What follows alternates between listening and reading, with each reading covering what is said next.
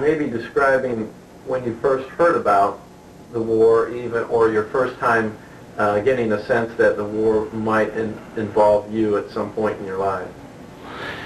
Well, the first time I heard about the war was on the afternoon of December 7th, 1941, with the attack on Pearl Harbor.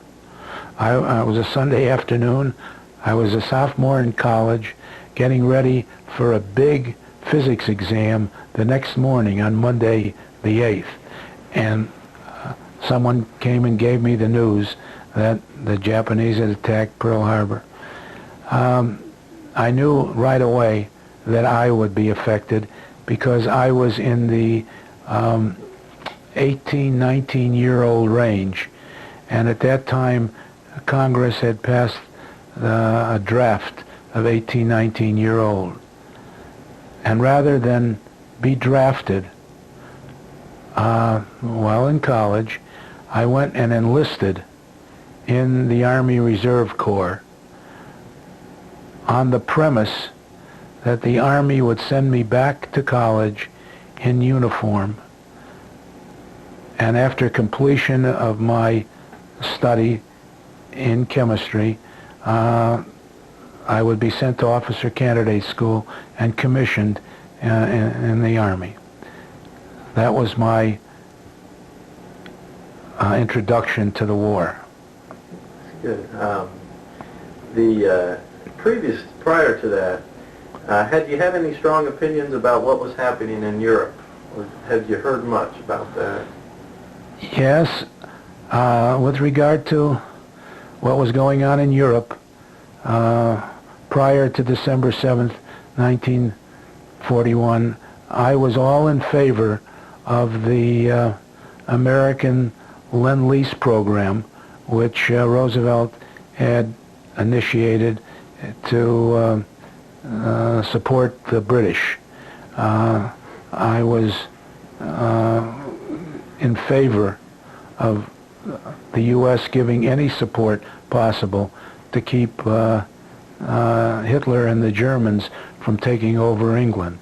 So I was very interested in it and kept up with what was going on in Europe, and of course was greatly dismayed by the way Hitler and the German army swept across Europe in the preceding year, in 1940, which was the year of the greatest conquest by the Germans. Had you had much information about how the Germans were treating citizens, the Jewish people and others? Had much of that information been... Well, with regard to how the Germans were treating not only the citizens of the countries they conquered, but in particular their own citizens who were Jewish, I was aware to a fairly large extent of what was going on.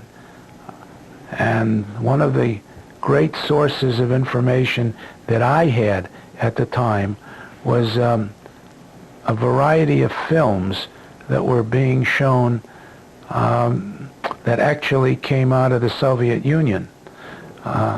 The Russians had already, in 1938, 39, and 40, been turning out films about the Germans, their concentration camps, and their mistreatment of Jews and others.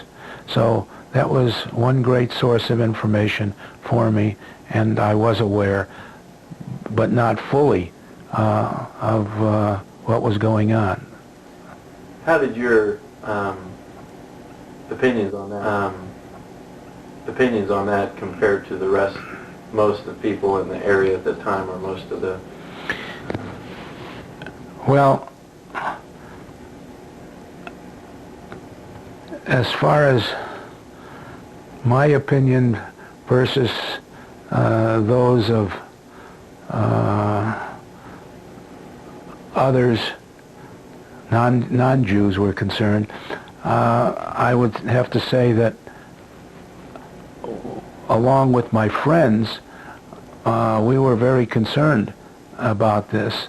The general non-Jewish public really didn't seem to exhibit any type of interest in this, especially since in those days, and what I'm talking about is 1939, 40, and 41, that is prior to Pearl Harbor, there still was a big America First movement in this country, which actually bordered on being a pro-German movement, but certainly because they did not oppose the German-American Bund, which was really an ally of Hitler and the Nazi Party.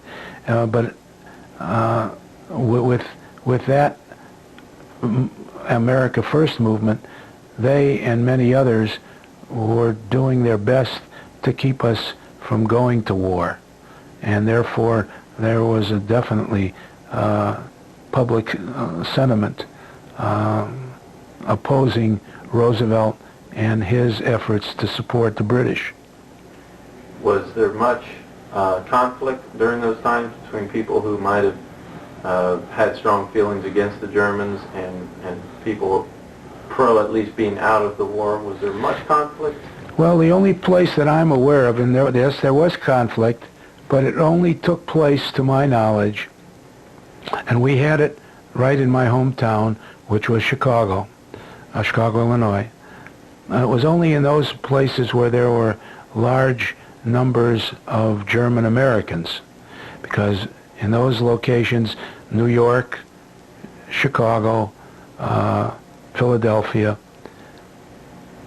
there were hotbeds of sentiment against the German-American Bund, and so there was conflict in those communities where we had a German population of any significant number.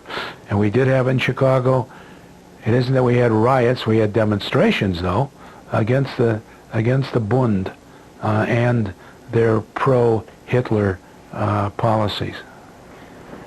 From your experiences, how would you compare, obviously in Europe there was pervasive anti-Jewish attitudes. Did you experience much of that during this time here in Chicago? What we experienced in Chicago with regard to attitudes that might be called anti-Semitic or anti-Jewish, living as I did in a Jewish area, or with a large number of American Jewish families, we didn't feel this anti-Semitism the way others did who lived in isolated communities.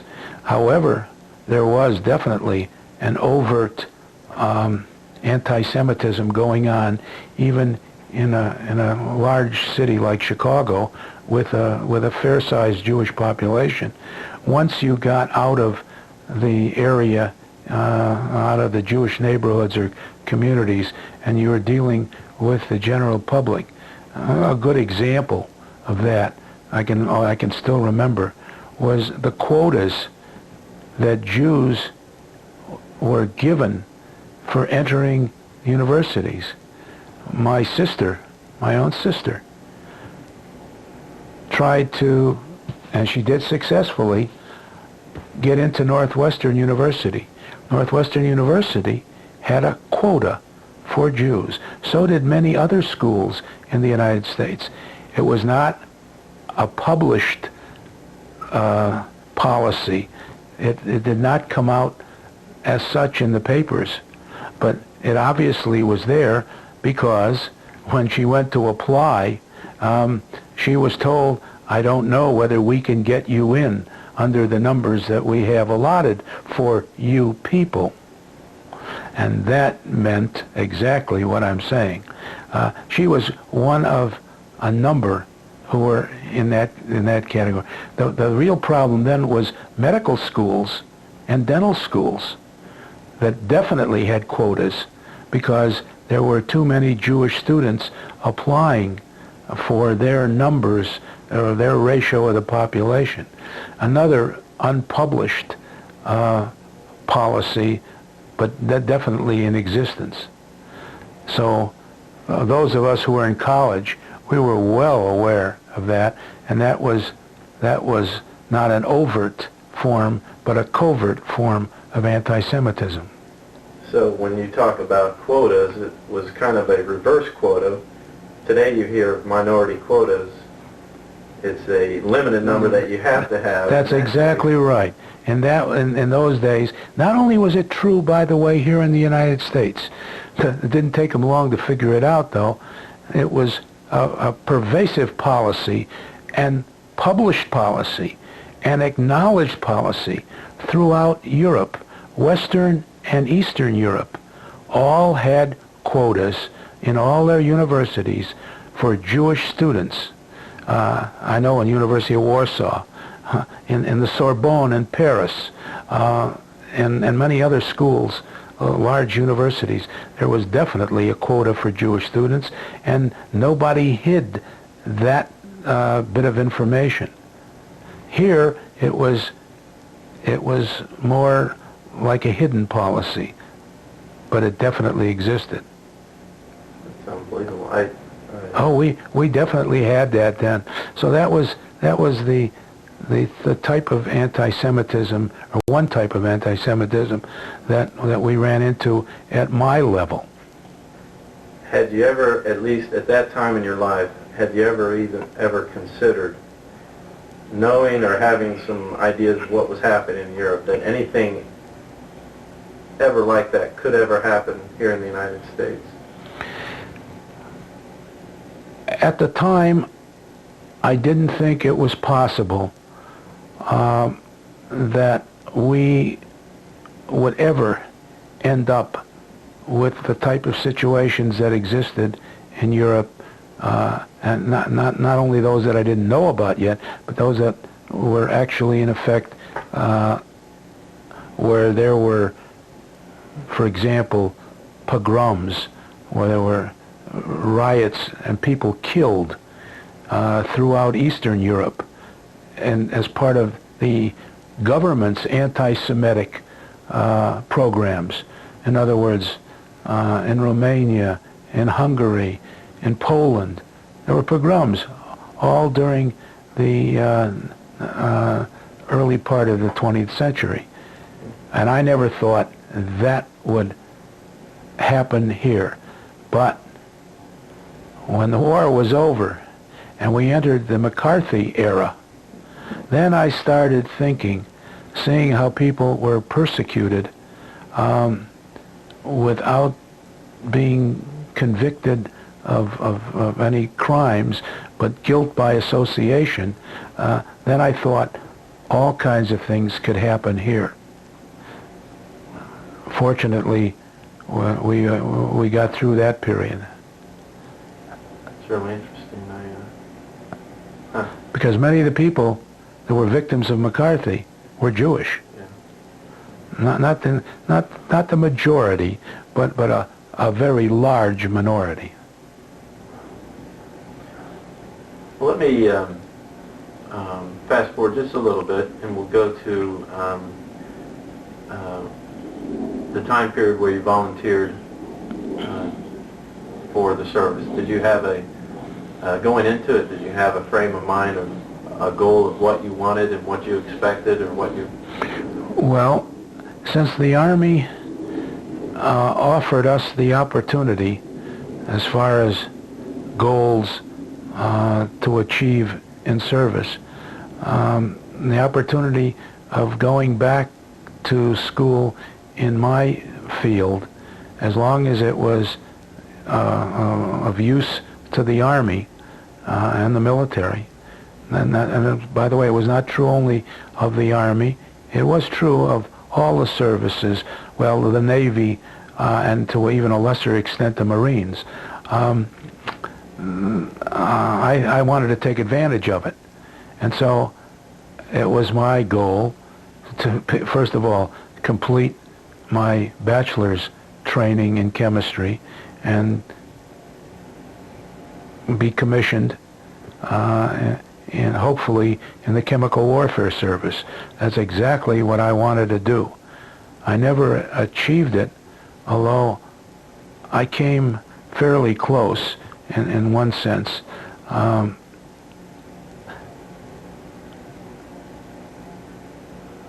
went back to school, but not in chemistry, because the quota for chemists in the Army had been filled, and the only opportunity to go back to school that was given to me after I was assigned to college at Texas A&M was to go back in engineering. And so I chose to go into their civil engineering program, hoping ultimately to be commissioned in the Corps of Engineers. We never completed that program because the Army needed all of their students who were in this program, known as the ASTP, the Army Specialized Training Program. They needed them all for invasion divisions. Everybody in the ASTP program, in the college program, had to go through infantry basic training in order to be eligible for assignment in a university.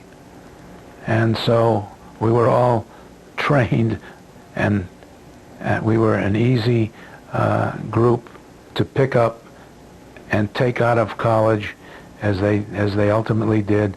They closed down their program in all the colleges in the country and assigned everybody to infantry divisions. Maybe a few exceptions, but for the most part, everyone was put into the infantry. So here they had highly educated students who were destined to be commissioned as officers if they allowed them to complete their program. They didn't have the opportunity to do so. They were put right in, and we went right into the invasion, in my case, in Normandy.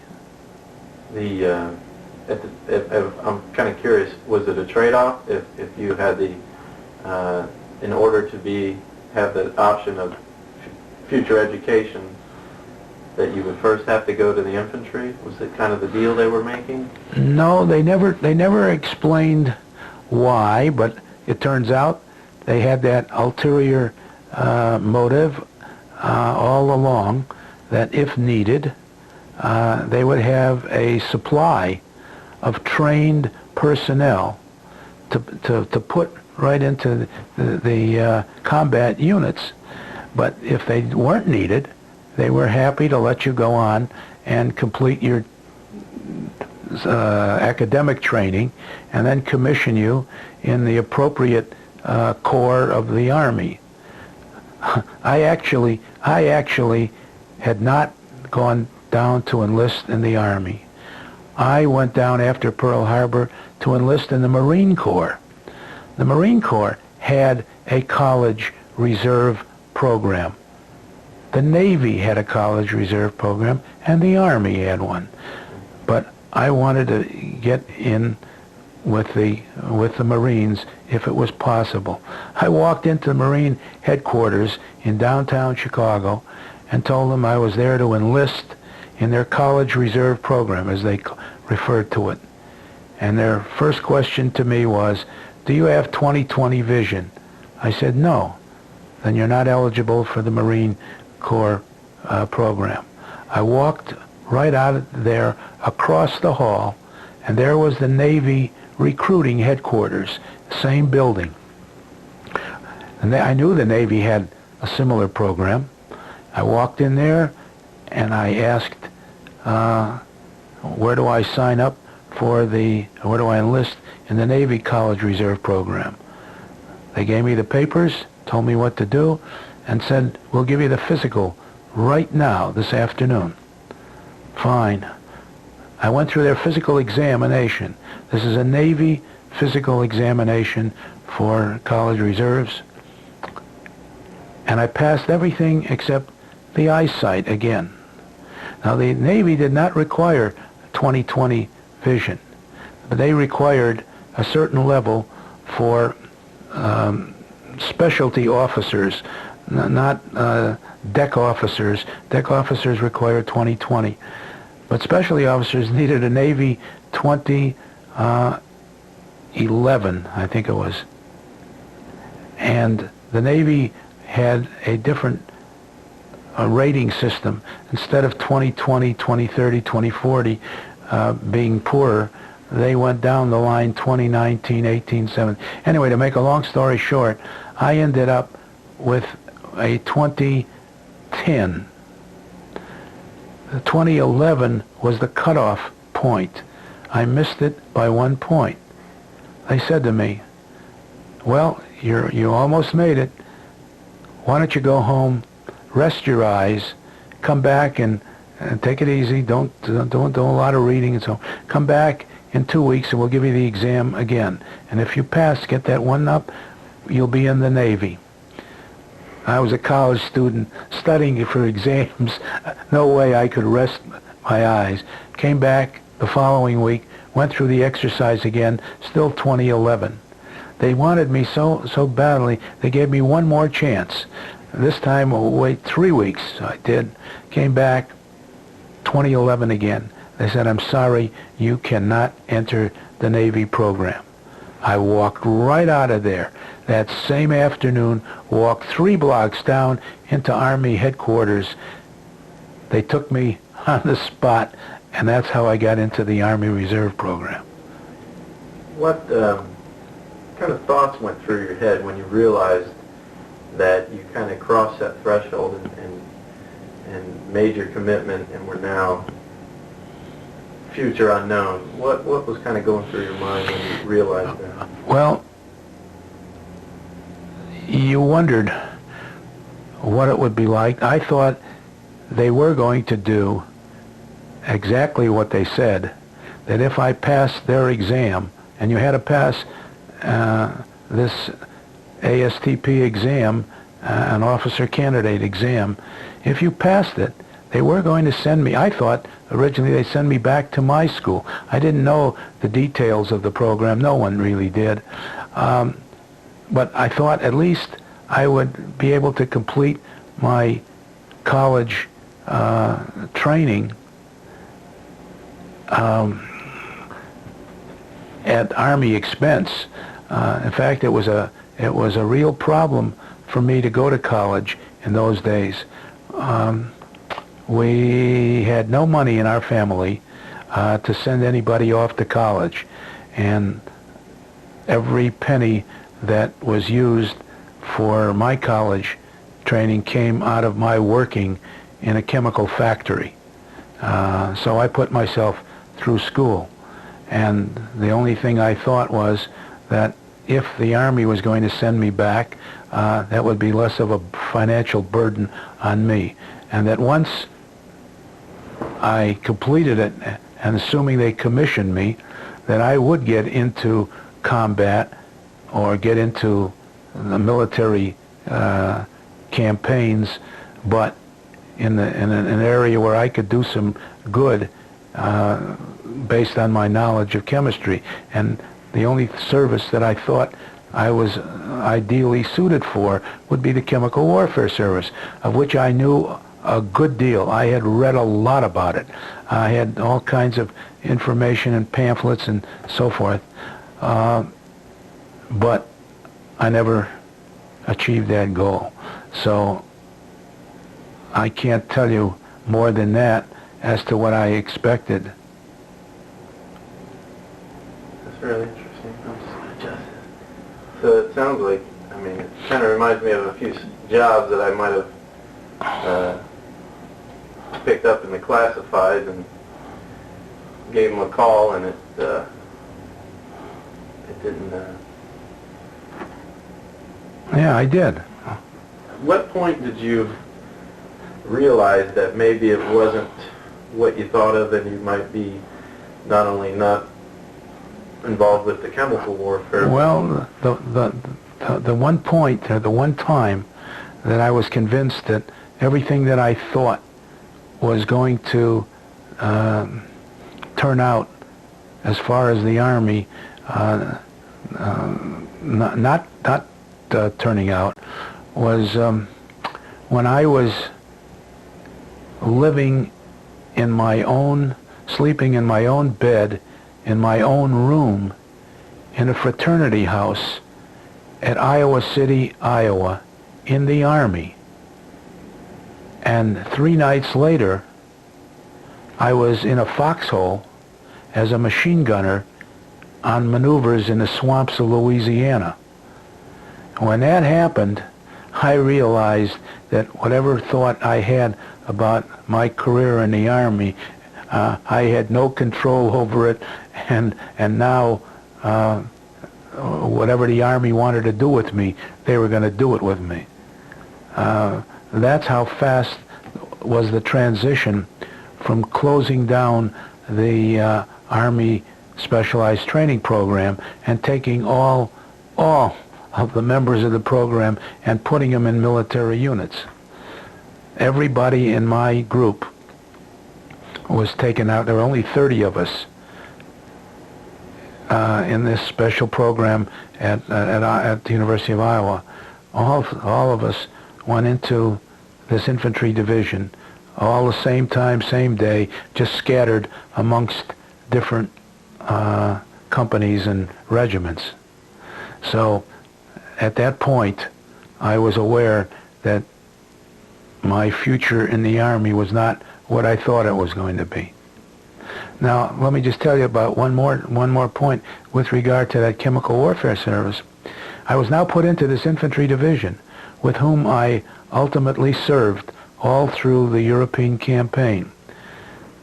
But when this division was ready to sail from Boston Harbor in a convoy for Normandy, we were the first convoy from the United States to land in Europe directly from the United States and right in Normandy without going through England.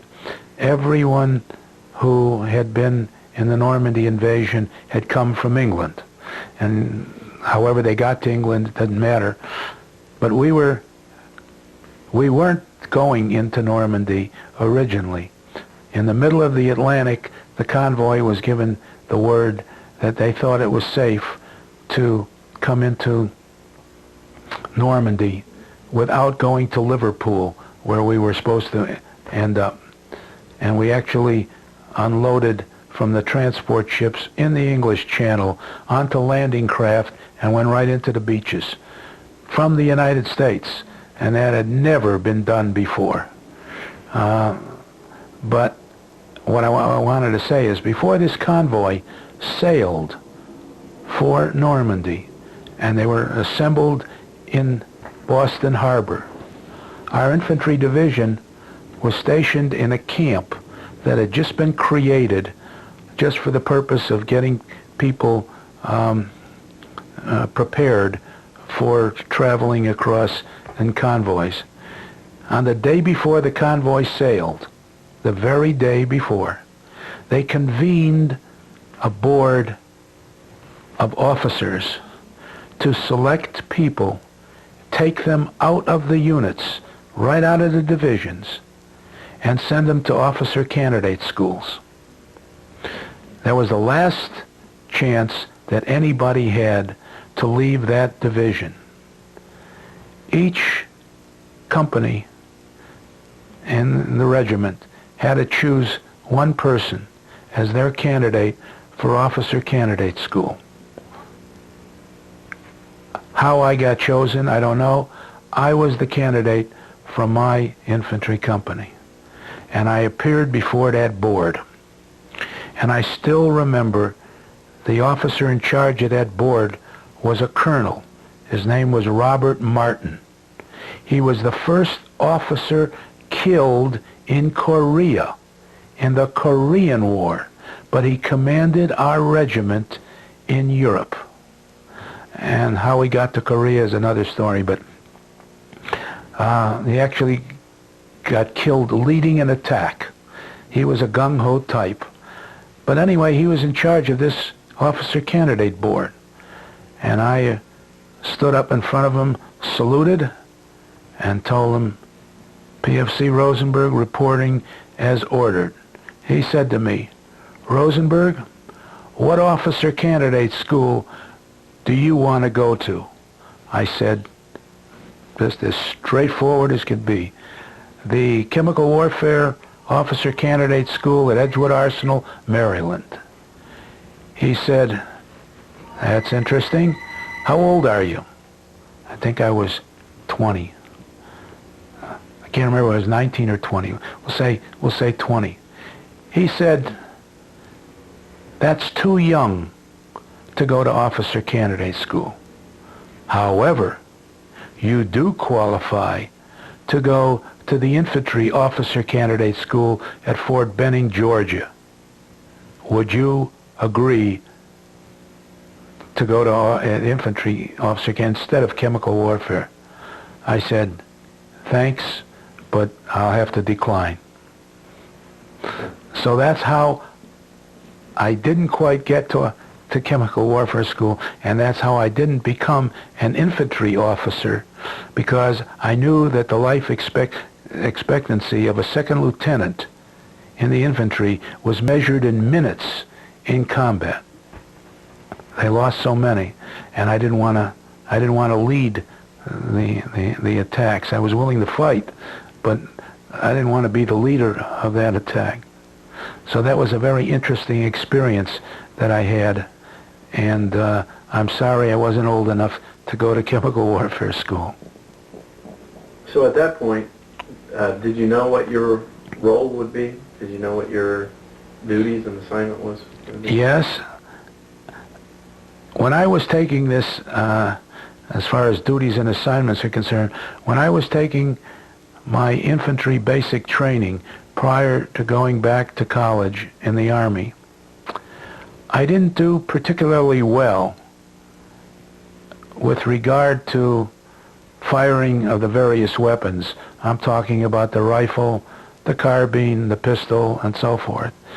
I've probably fired as a marksman on one or two of them. But I did well on one weapon, and that was the machine gun. I fired expert on the machine gun. I did so well on that they made me an assistant instructor. And the only reason I was able to fire well on the machine gun is some kindly instructor had taken pity on me and took me aside and showed me how to fire a machine gun so you could fire one shell at a time. Typically, when you fire a machine gun, you get a burst, and 3, 4, 5, 10 shells are fired at a time. He showed me how to trip the lever just carefully and give fire one at a time. By doing that, you can become much more accurate in firing machine gun. So here I was with my record showing that I fired expert on the machine gun. Well, when they saw that and they were looking for assignment of people, I automatically became a machine gunner. And that's the way I landed in Normandy, as a machine gunner, which I wasn't too thrilled about either, because I know the machine gunners were always known to be the target of the enemy, because they had the major firepower in any infantry company. And so after a while, when there was an opening, I became a mortar gunner and then a mortar squad leader. Now that was my change in assignment. Right. Describe a little bit of the mood on the boat over to Normandy, both yourself and the group as a whole. Well, with regard to the mood going across the Atlantic on the transport, I must tell you that most of us were sick a good part of the time. We weren't on a huge transport. We were on what I call a small to medium-sized transport, and the Atlantic wasn't exactly calm going across, on top of which the convoy zigzagged continuously to avoid being attacked by German submarine wolf packs, so that the thoughts of most of the people were with regard to their own comfort all the time. We didn't have, and that was the talk all the time of how you felt. Could you eat? Could you do this? Could you do anything? But we still knew where we were going and wondered exactly what was happening when we knew that we were really going into a dangerous situation. Was as the convoy almost reached Normandy, it had to pass the Brittany Peninsula. At the head of Britain, at the Brittany Peninsula, was the port of Brest, and Brest was the headquarters of the German Navy. All their submarines, or the bulk of them, operated out of Brest. The convoy had to go past Brest in the night. And that night, as the whole convoy quietly sailed past Brest so as not to arouse the Germans, everyone had to remain below decks. They were afraid that anybody moving around deck with mess gear and other things would create noises. That's when I realized that if we have to be quiet out here at sea because we're getting into the war zone, God knows what's going to happen when we land ashore. And so that was my first introduction, and then everybody else became worried at that point that even at sea we had to keep quiet. What did you think about that night?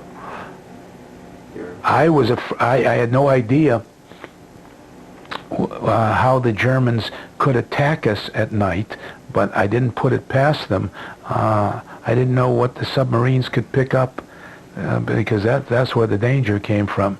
And we were big targets. We were transports, even though they weren't huge.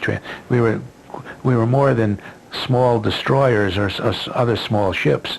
And bigger than the usual Liberty ships, merchant ships.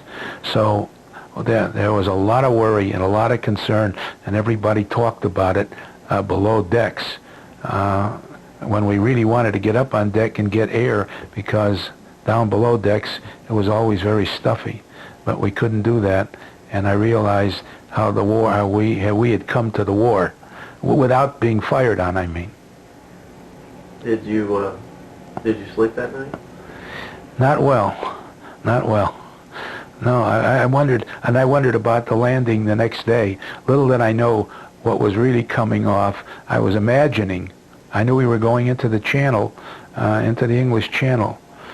And what they did was, here you had these large transport ships. This isn't the way they went in on D-Day. They did it a lot easier. They had to make this decision in mid-Atlantic, although they were prepared for it, I guess. They had these huge cargo nets that they threw over the sides of the ship. And we climbed down the cargo nets, everybody carrying his own weapon. And that is tricky. Just think of, even if it's slung over your shoulder, it's very tricky. And some of the men fell into the water between the landing craft and the side of the ship. They just dropped and went into the water. And I'll never forget that, wondering if they were all going to get pulled out. Not that there were dozens of them, but there were enough of them. Because the English Channel is a very choppy body of water, and to think of, and knowing how rough it can be at times, to try climbing off a ship onto a bobbing landing craft is a real tricky proposition. But they thought they was going to save a lot of effort and time by landing us directly in France instead of going through England. So that was a rough experience. I wouldn't want to climb down a cargo net again. Do you recall your first image of the landscape when you arrived in Normandy? Well, we came in next to Omaha Beach, and I remember the cliffs going up there, and I knew that we had to get off the beach. Not that we were in danger at that point, but we had to get up to the heights above, overlooking the beaches, and then I figured it would be a fairly level landscape, and since troops had been fighting their way through that area, I figured it was going to be fairly well devastated, and that was exactly the way it turned out. I mean, I didn't know. I only imagined that buildings would and farmhouses and others would be knocked down, and they were. And you could see what had happened what happened before we got there, where all the fighting had taken place and all the destruction. There were just one side of a four-sided building standing. That was a typical bit of scenery. Any other signs of the combat that had taken place?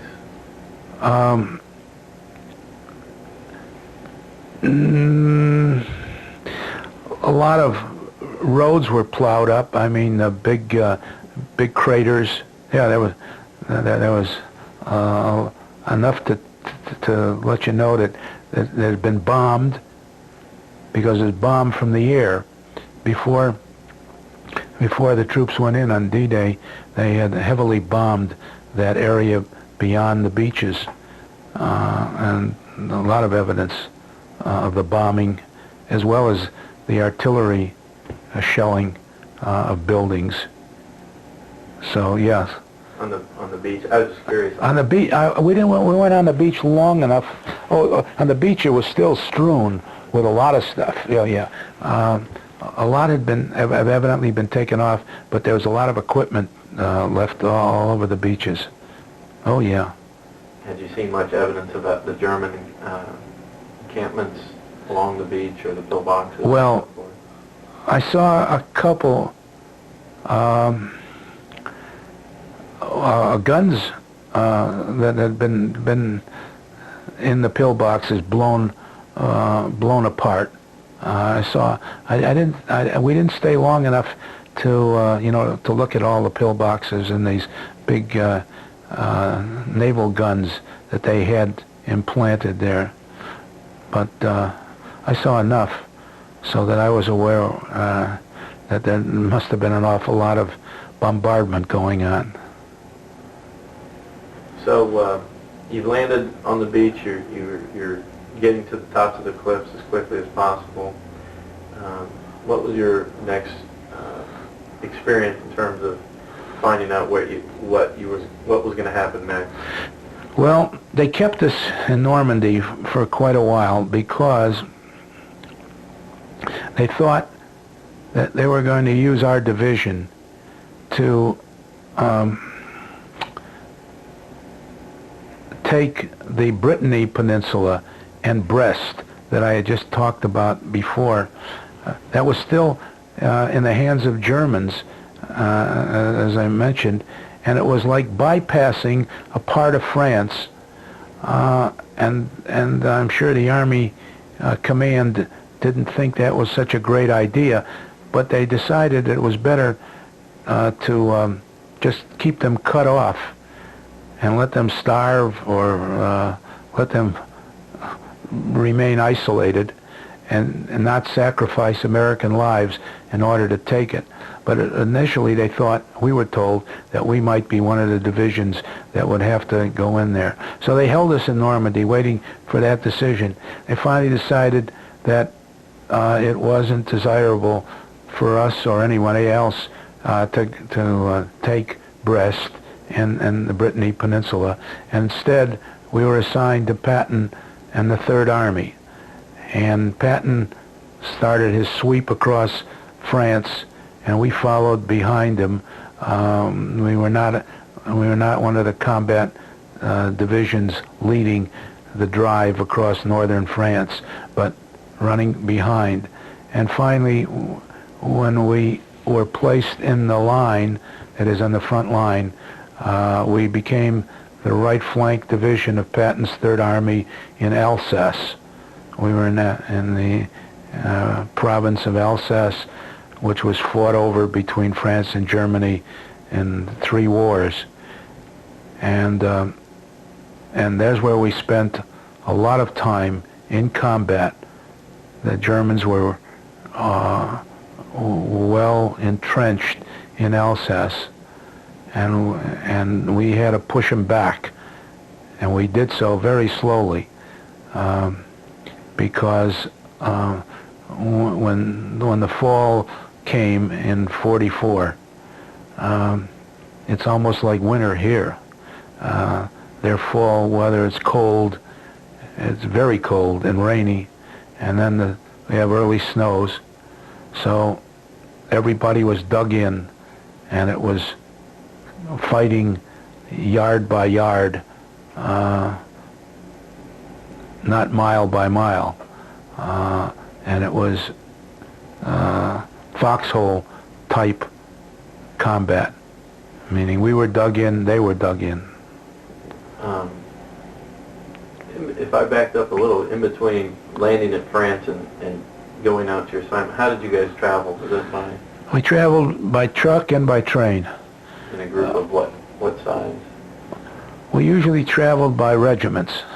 They would, well, the usual, the smallest size was by infantry company. Infantry company had 175 men or thereabouts at full strength. And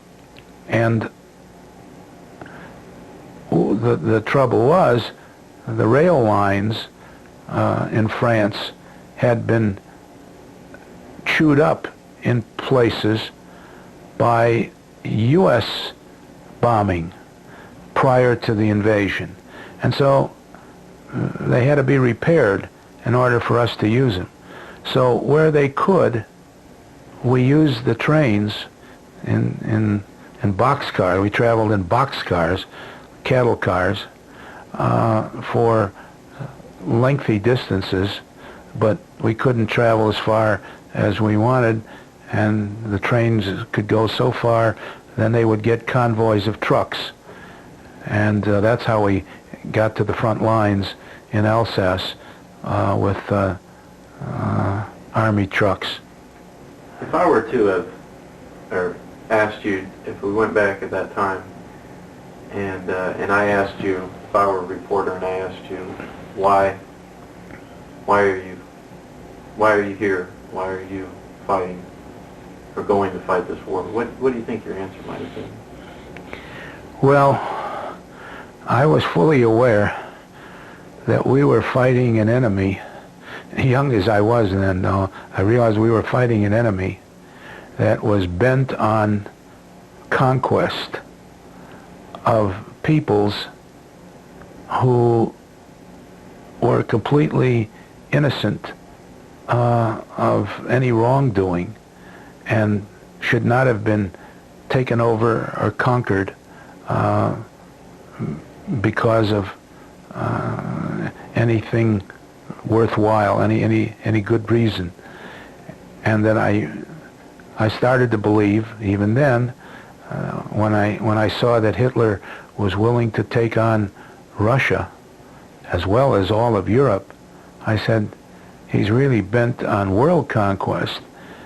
And what worried me was when Pearl Harbor took place, and I saw where what I considered an insignificant people like the Japanese could do so much damage to a country like the United States. I mean, it was not only in my thoughts, in the thoughts of millions of Americans, how could this happen, that a third-rate people, as far as, even though they were civilized and so forth, but certainly they weren't then, or up to then, considered a world power. How could they, in fact, they'd only come out of the Dark Ages in the 1870s, when the first American fleet, Perry's and others, had landed in Japan. How could they pose such a threat to us that I started really worrying? I admit I was young, but I thought, we're such a great country, we certainly should be able to take them on. But then realizing they were fighting a war in the Pacific and having to fight a war in Europe against somebody who obviously was a mighty military power, I started to wonder what the outcome was likely to be. And I always had confidence that ultimately we would win. That I did. But I thought, it could last for years and years and years. Once I saw how weak we were from the naval standpoint because of what had happened to us at Pearl Harbor, and here we're fighting a war across an ocean, that we were in for some difficult times. But since we made progress in North Africa and Italy and so forth, I came to think that we would be able to sustain the fight and defeat them. So I developed more confidence than I had initially. What did you worry about the most, if anything? Worried about staying alive. I always felt I didn't want to take a lot of chances. I was a great believer in some of the mottos we had in the infantry, keeping your head down, and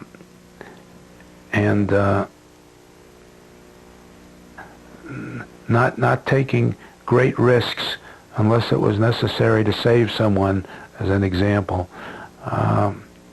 But watch your every move, and I certainly did that. Tried to anyway, and maybe that's why I'm still here today. We had people who were foolhardy, who did things. I can still remember everyone yelling to, don't do it. They did things that were just absolutely unbelievable, and without good reason. And they're not here to talk about it as a result. So anyway, I was concerned about not only myself, I was concerned about my unit, because I knew every one of us was dependent on the other. And that's why we were all cross-trained, so that we could do each other's job. And it often had to be that way. If somebody was hit, somebody had to step in there and take over. And fortunately, we were able to do it. Did you have any hesitations going into it about fighting Germans? Did you have any compassion towards? That I never did. No, I used to say to myself how fortunate I was that if I had to fight, I was able to fight the Germans, literally, instead of fighting the Japanese. Now, I hated the Japanese. I detested them, although I never had any feelings before December 7th, 41. But as a result of their sneak attack at Pearl Harbor, I detested them. And I would not have objected to fighting the Japanese, but I didn't have any feeling towards them as I did towards the Germans, because of what they had done and were doing to not only the Jews but to all the people of Western Europe, Western and then Eastern Europe. And I must tell you, when I had one of the worst feelings along that line, when our division left its final area, which was this final staging area, it was called, staging itself for the getting ready for the invasion, getting ready for, no, that isn't even a good term, getting ready for overseas combat. That's the right term. We were at Salina, Kansas. Salina, Kansas is in the exact center of the United States. There was an army camp called Camp Phillips, Kansas, and we were stationed there for 3 months. That was our last training spot before leaving for overseas. When it came time to leave for overseas, the regiment was called out, all the regiments, but our regiment was called out and told, we are leaving for an overseas assignment, and we can't tell you where. We are leaving next Friday. We're leaving this camp, and that's all we can tell you. Well, when that Friday came, they picked up the regiment on trucks, took them down to the rail lines where they had all these trains lined up on sidings, and we all climbed on board these passenger trains. Just before we left, they took away all our winter clothing from us. Everybody had to turn in their heavy woolen clothing. And immediately everyone said, well, now we know where we're going. We're going to the South Pacific. Nobody was happy about that, because that was Guadalcanal and all that went with it. We got on board the train, and the engine started up, and the train went west out of Salina, Kansas, headed towards the West Coast. We went 2 miles and got off on a siding, and we hooked up with another train, and from there on went east all the way into Boston. But I'll tell you, it was during that period of those 2 miles that I saw myself fighting in the South Pacific, and I said, as did many others, not only myself, oh my God, because we worried about disease and not only the climate and so forth, but fighting the Japanese, who we thought were a lot fiercer enemy than the Germans, because they were willing to die gladly for the emperor. And we knew they didn't take many prisoners. Up to that time, they had very few Japanese prisoners.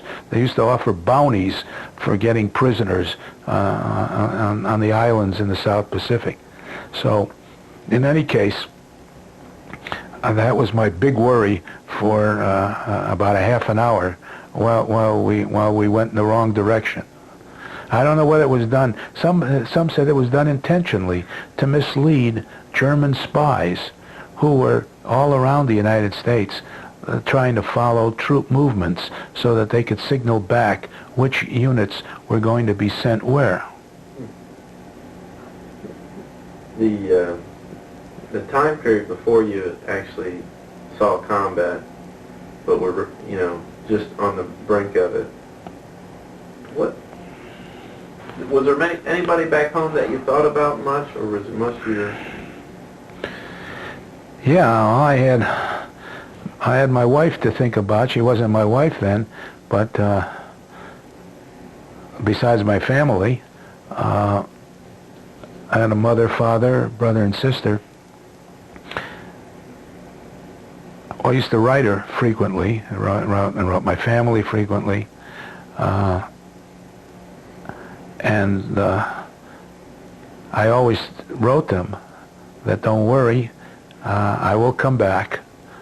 I'll make sure, to the best of my ability, that I stay alive, and I used to say that frequently in letters. I'm determined to come home. What percentage of your time would you say you were either had your wife or your future wife or your family in your mind while you were during the daytime, usually they weren't in my thoughts a lot. I thought about them occasionally, but it was at night when you're lying in your bunk or your foxhole or wherever. That's when you had lots of time to think, and you weren't thinking so much about the enemy or the surroundings, as long as they were halfway decent. Then you had lots of time to wonder what's going to happen next, and especially when you started seeing your buddies and others die or be wounded, you wondered, and I often did that, is tomorrow going to be my turn? That especially, before every single attack, not only myself but all the others wondered, who's going to be hit today? You saw it all the time. I can't tell you how many wounded I bandaged and took care of. And I must tell you, before I was in service, I was afraid of blood. I couldn't stand the sight of blood. It turned me off. Even when I cut my finger, I mean, I knew I had to take care of that, but I wasn't very happy about that. And here, I got so used to it, with my hands full of blood at times, taking care of, we all had to take care of each other.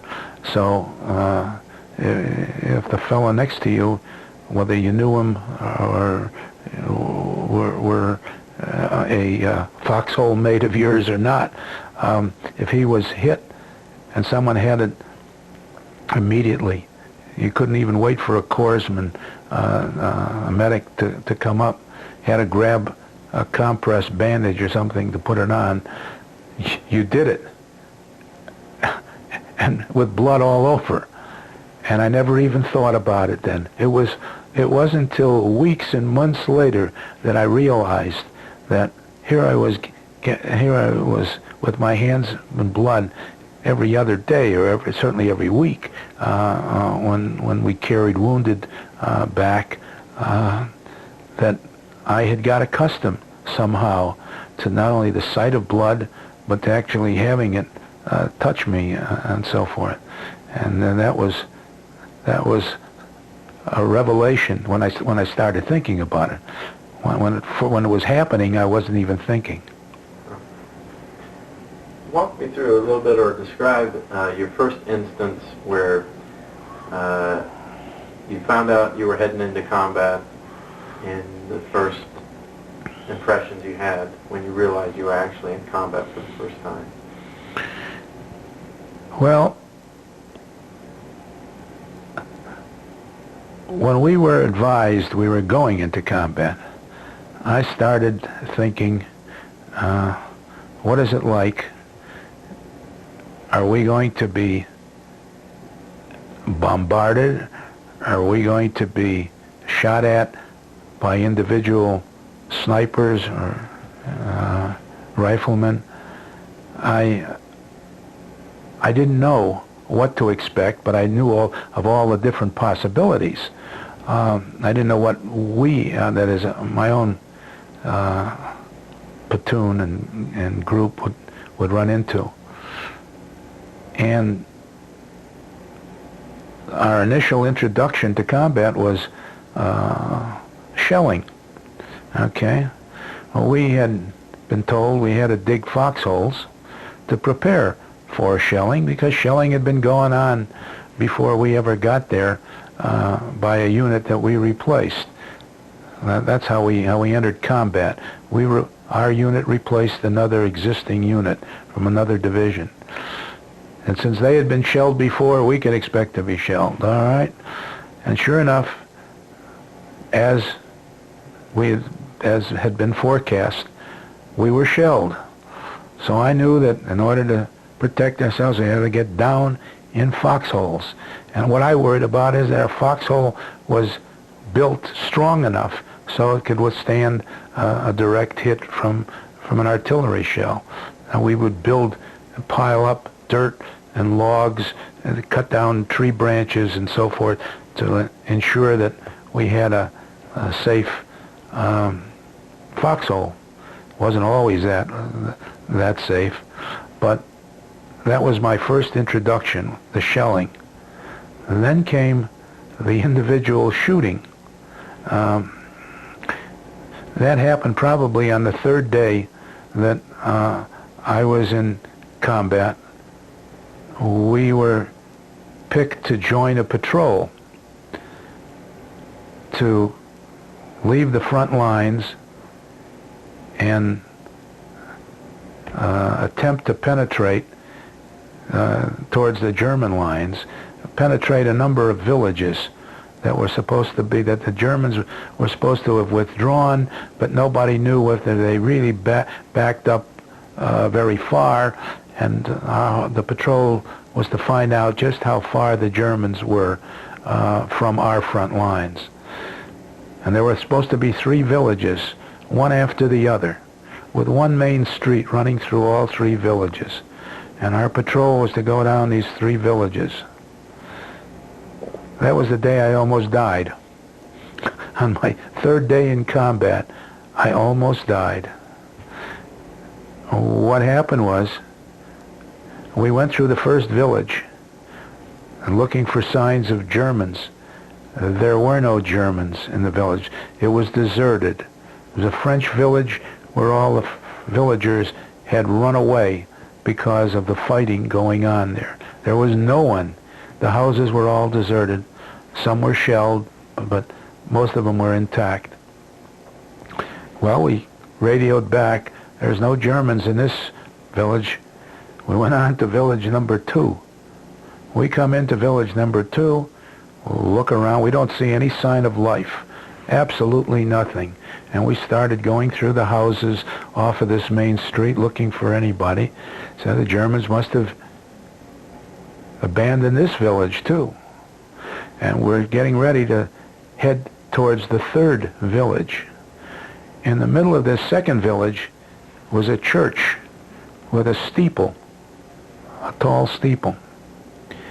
As we started walking out of this village, away from the church with the steeple, there was a German machine gunner up in the steeple top who waited until our patrol had passed his location. And then he opened up fire at our backs. And our patrol was lined up on both sides of this main street that was running through. And the minute he started firing, everybody threw themselves to the ground and tried to crawl away from the main street, from the center of the street to the sides. Well, I did too, only there was a swamp on one side of the street, and all I wanted to do was get off that street and get out of his line of fire. Well, we had one person wounded in that patrol. Anyway, we called for fire from artillery that we had supporting our whole patrol, and blew the steeple top and that German gunner to smithereens. So that was okay. Afterward, we finally found out that the Germans were in the 3rd village. Anyway, we were all glad to be alive, and we returned back to our frontline positions, to our foxholes. We come back to our foxholes, and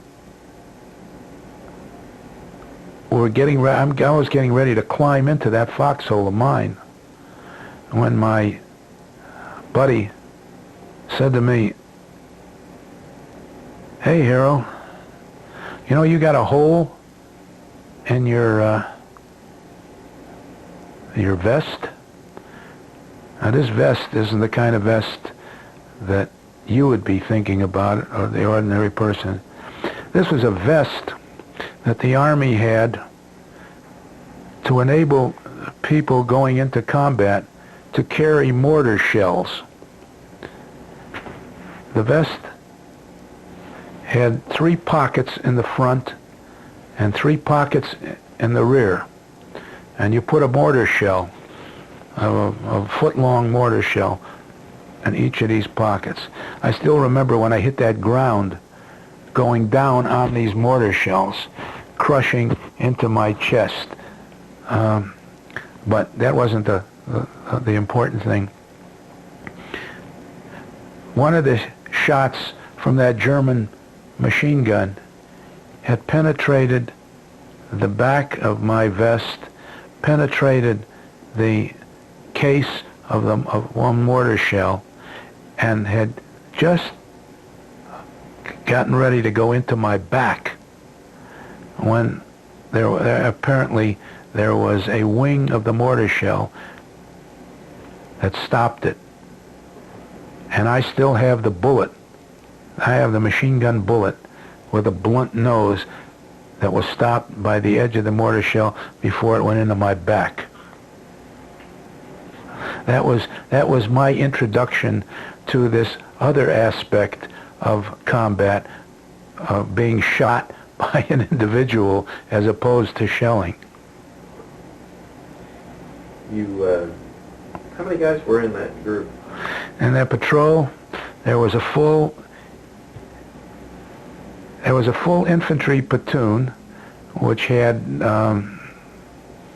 probably 40 in it, and there was half of our weapons section, machine guns and mortars, so we probably had about 55 to 60. It was a big patrol, but it was not one of these nighttime patrols of a handful of people, because we were prepared to take on resistance, and it was in the daytime. I mean, it was an open daylight patrol. The person that was wounded today? I think he recovered. Yeah, it was not. It was not. I don't think it was a serious wound, as I recall. How long did it take to take out the gunner's position in the steeple? Do you recall? How long? It probably took us about 10 minutes, 10 horrible minutes, wondering how we were going to get out of there. Everybody remained in position, pinned down. We were pinned down because if we got up to move, he could fire right down. He had a beautiful position looking down on all of us. But we had a radio with us, and the radio called back. We had the exact coordinates, and I don't remember if they got him on the first shell or two, but they could direct fire until they hit that church and got him. Did you ever investigate, find him? No, nobody spent time. We knew if he was there, that the Germans couldn't be too far away. They left him behind, obviously. But I mean, he was all by himself. But we didn't find any others in that village. But they left one lone gunner.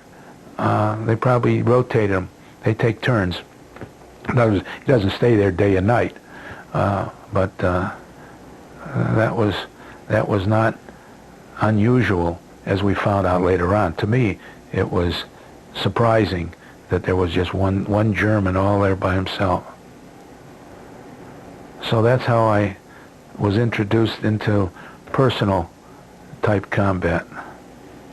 Did you? And we could see him When we were lying on the ground, we could look back and see the muzzle of his gun sticking out.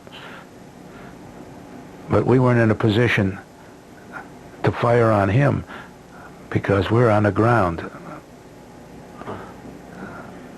Did your platoon continue to go to the third village, or did you head back at that point? We turned back because we knew that there would be Germans up ahead.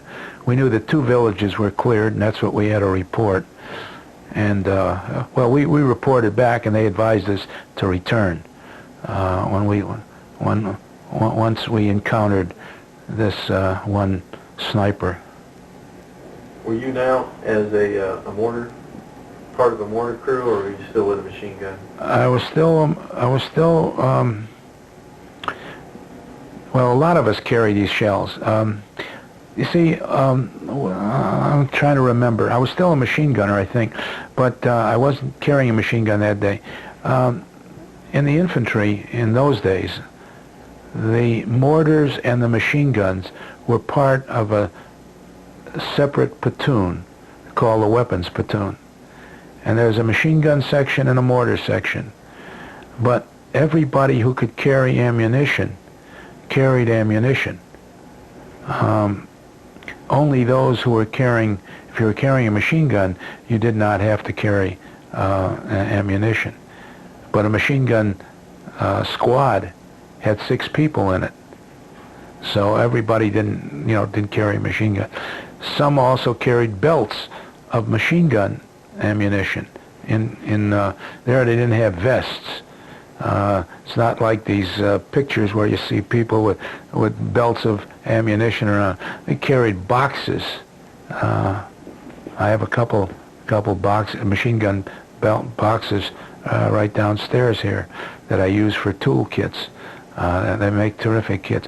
That's where they carried belts of machine gun ammunition, and I carried those too.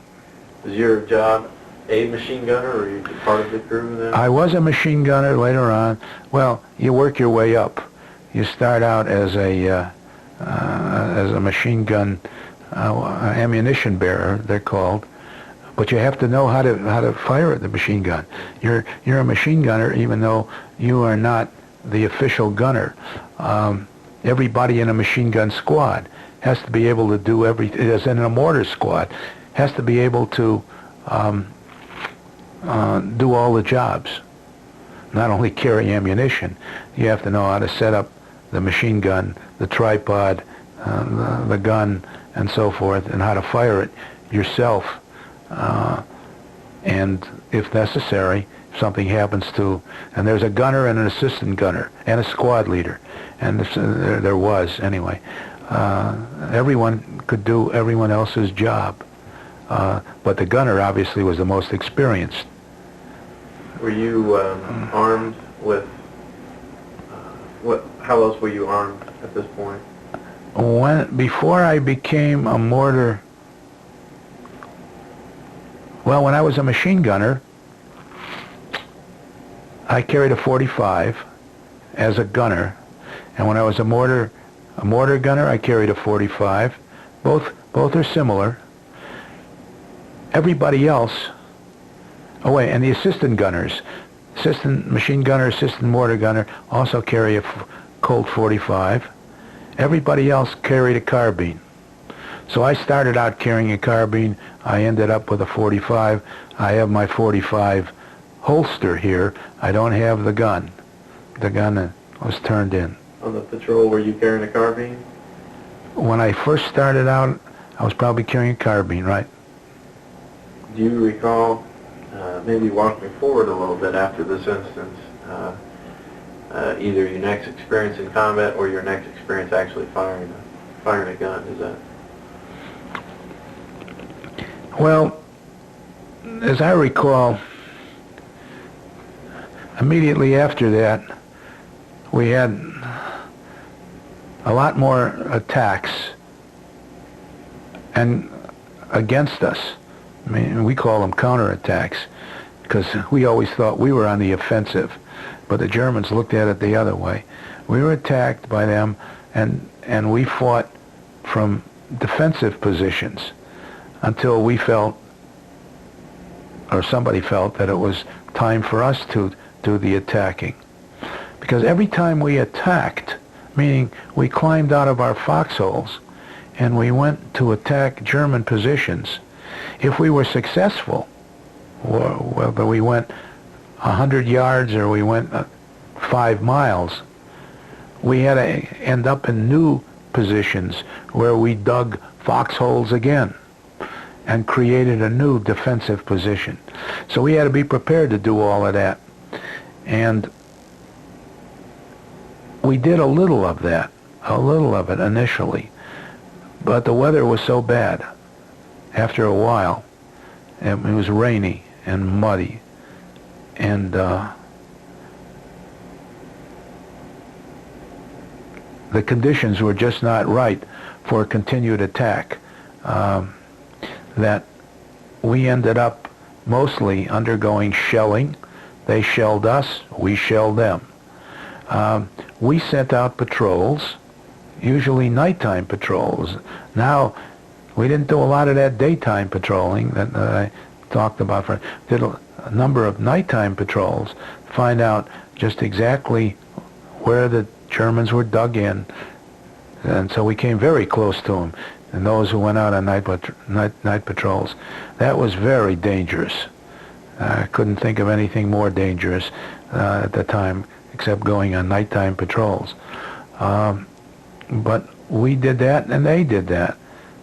And we had to be worried about Germans penetrating into our positions.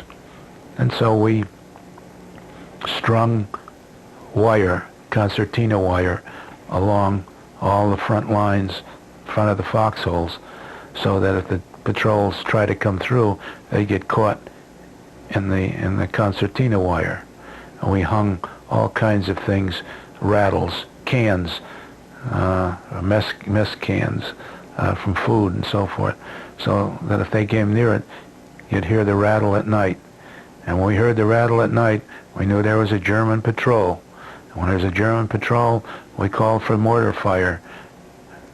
And that's how we killed a number of Germans who were caught trying to penetrate at night. Were you personally involved in any nighttime patrols? I was on 2 nighttime patrols at that time, and I still remember crawling back, and I was so glad. It was one of the happiest things I ever experienced, was being able to crawl back into my foxhole that night and not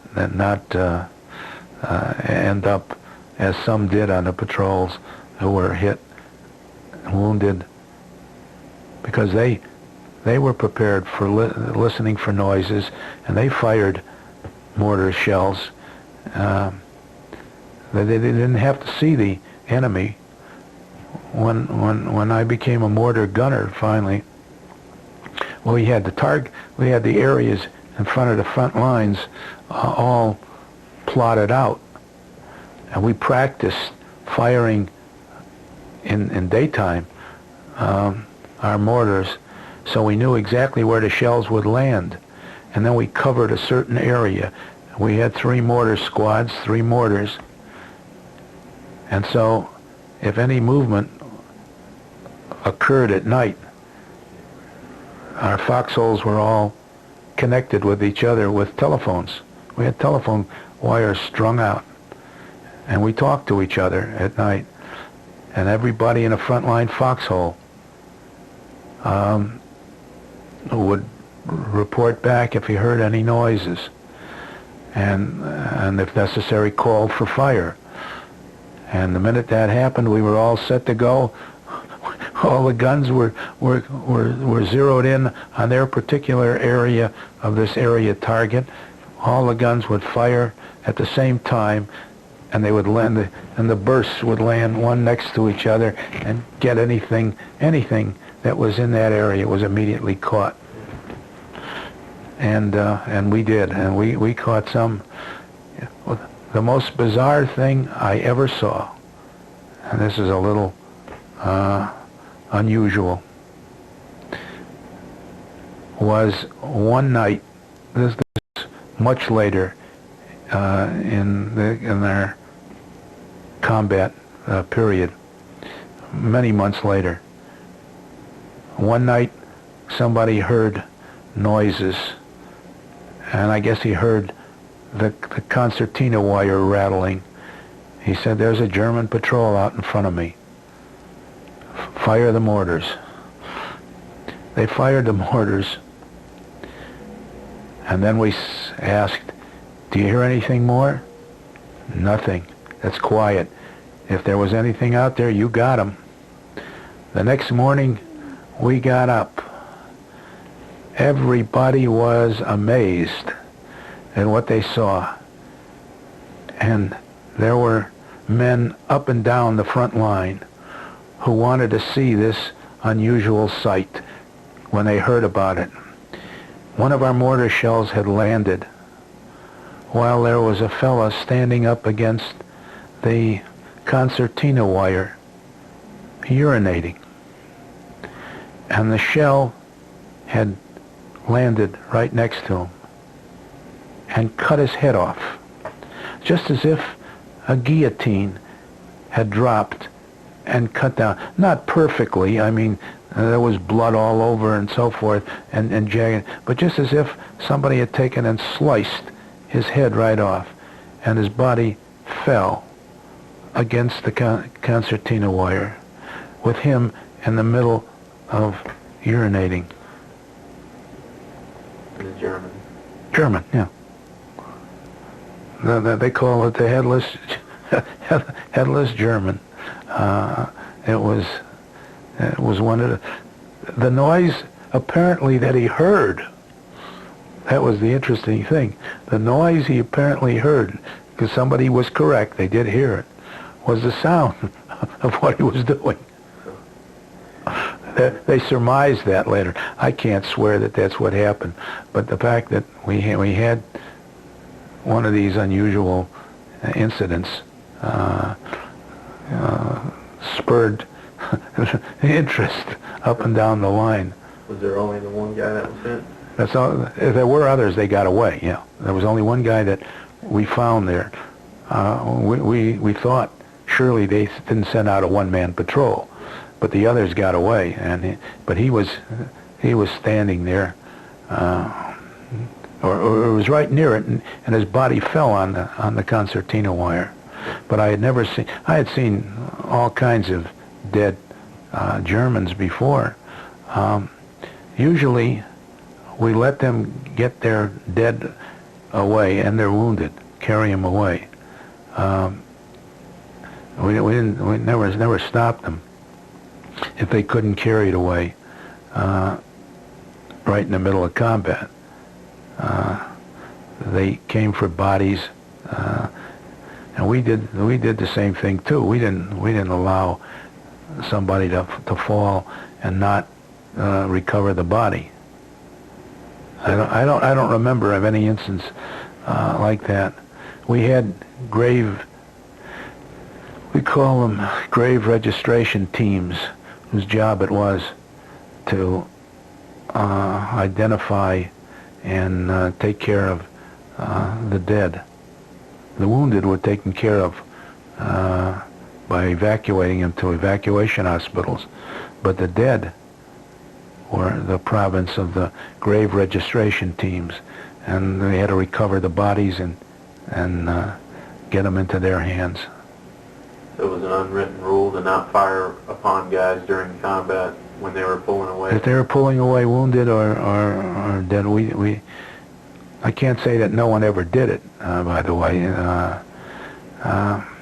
We had a bad situation that I did not allude to earlier, but my division, my regiment, my infantry company was made up of soldiers who all knew each other before the war. All of them, with only a handful of exceptions. I'm one of the exceptions. How is that possible? Very simply. They were all in the National Guard. everybody in my infantry company, everybody, except 5 of us who were in ASTP, came from Elizabeth, New Jersey. They were the Elizabeth, New Jersey company of the New Jersey National Guard. My whole regiment came from New Jersey. The entire division came from New Jersey, except one regiment that came from New York City. So everybody knew not only did they know each other, some of them were related to each other. There were brother-in-laws in there. There were uncles and nephews in there. Now this is a terrible thing in wartime, where you have your relatives in your same unit with you. Later on, they passed all kinds of rules after 5 brothers were killed on a destroyer when it sank, or cruiser, I forgot which, that they weren't ever going to allow brothers, and especially so many of them, all to serve in the same unit. But here we had relatives that came about by virtue of taking National Guard units and federalizing them and putting them into the Army. In other words, one day they were not in the U.S. Army. They were in the New Jersey National Guard under command of the governor of New Jersey. The next day, they were in the U.S. Army under the command of the Commander-in-Chief of the U.S. Army. So that's how everybody in our division knew each other. They didn't know every last one, but they sure knew a lot of people. And as a result, in combat, when certain people were killed, their relatives were right there. If they weren't there, they were 100 yards away or 200 yards away if they were in the same infantry company. And that's exactly what happened in my case one day when a rifleman in one company was killed, and he was killed in a horrible way. He was shot in the back, and his brother-in-law was, I don't know, 200 yards away in another group, another platoon, and he was shot by a German machine gunner in a forest. We were going through a forest, watching out for Germans, and we sent flanking groups out on the sides. The main body of the company passed through the center of the forest. There were groups going on the side to be sure there were no Germans. Everybody is looking everywhere. We can't see any Germans hiding. Only there were. They were down in the ground. They had bushes over the top of them, and we thought we were just walking through past bushes. Little did we know there was a machine gun crew, 2 or 3 in that machine gun crew, down in the ground with their heads covered over completely by bushes. And as our infantry company passed through, and the last ones had passed their point, they threw off their bushes, their cover that they had over their heads, pulled up their machine gun, and started shooting at the backs of the last ones of the infantry company. And they couldn't miss at that rate. One of the fellows they killed had his brother-in-law in one of these flanking groups, I told you, going on the sides. And, of course, everybody knew each other. Everybody knew that his brother-in-law, one of the dead people, was close by. They went and told him, ran to him probably, and he came running back. And I was there because he was in my section. He came back, and little did they know that we had kept in reserve one platoon that was a long, long way behind the main body. And when these Germans set up their gun and fired at the backs of the bulk of our company, I was over on another side, so I wasn't involved there. There was another group coming up from behind, right at the Germans, and we opened up fire. They opened up fire on them, and the Germans realized they were now caught between the two. They threw up their hands to surrender. I remember two of them, because I ran back with this brother-in-law,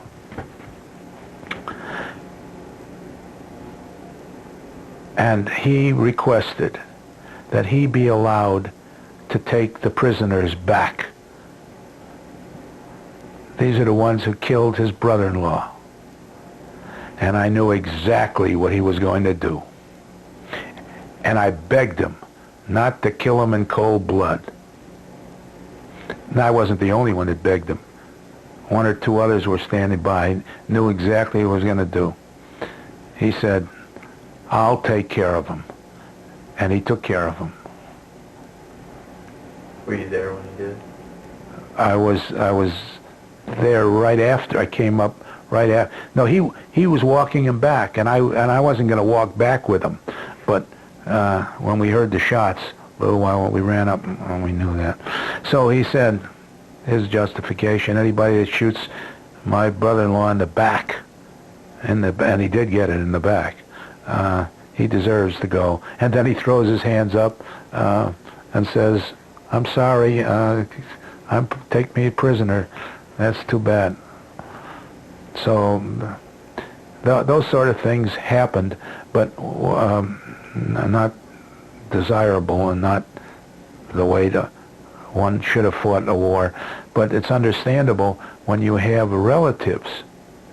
Can you imagine such a close relationship in the same unit? Not only people who are buddies and good friends and so forth, but actual relatives, because now he had to tell his sister that he was right there when her husband was killed. You think he regrets what he did? Oh, no, I don't think he did. Oh, no. No, he never regretted that. No. I doubt that. No, I mean, we were all burnt up about the fact that they shot us in the back and then they surrendered.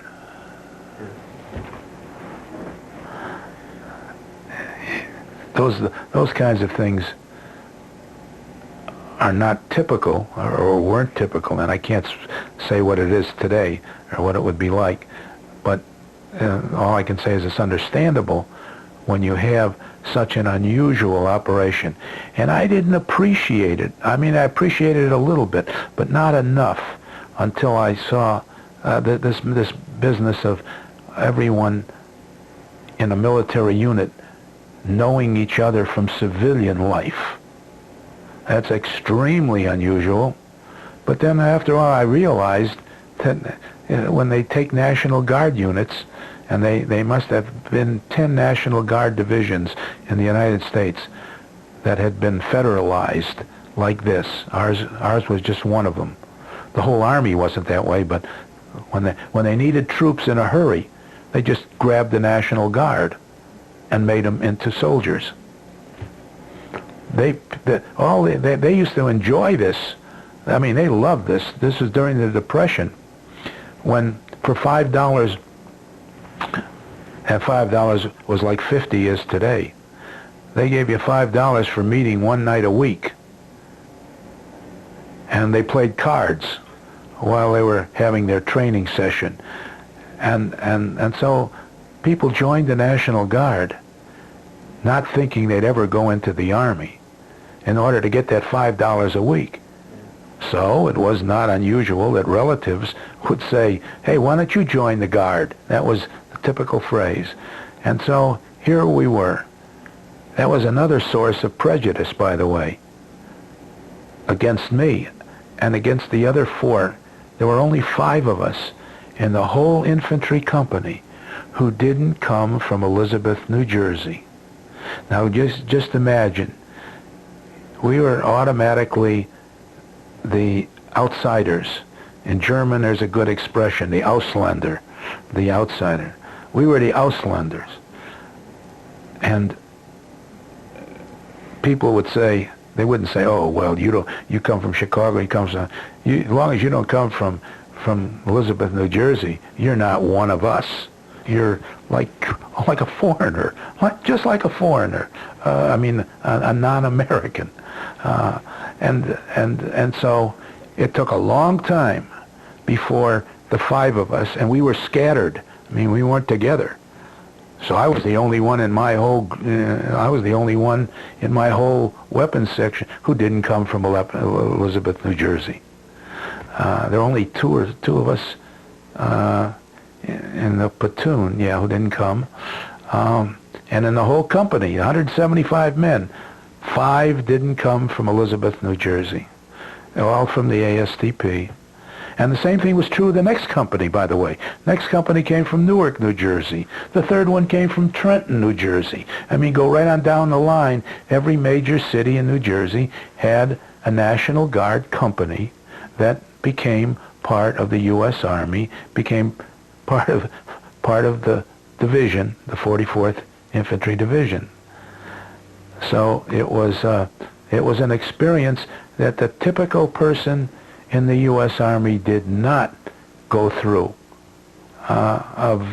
because in the typical Army unit, I don't care what type it was, infantry, artillery, engineers, quartermaster, people were scattered from all over the country and just put together in one big ball, but not so if you happen to be assigned to a National Guard division. It wasn't until combat and heavy losses where these people were replaced by people who did not come from Elizabeth, New Jersey, or from New Jersey at all, or anywhere in New Jersey. And that was only then that we start to overcome the prejudice of being outsiders and not part of the family. It was very, I didn't mention this before, but it was something that took me a while to get used to, and it took them a while to get used to me and being accepted. I wanted to ask, I know you kind of gave me some stories about combat. The first time that you were in combat, other than you mentioned with the guy in the steeple, were you in combat where you actually were seeing Germans? Well, the first time we saw that was when we attacked them.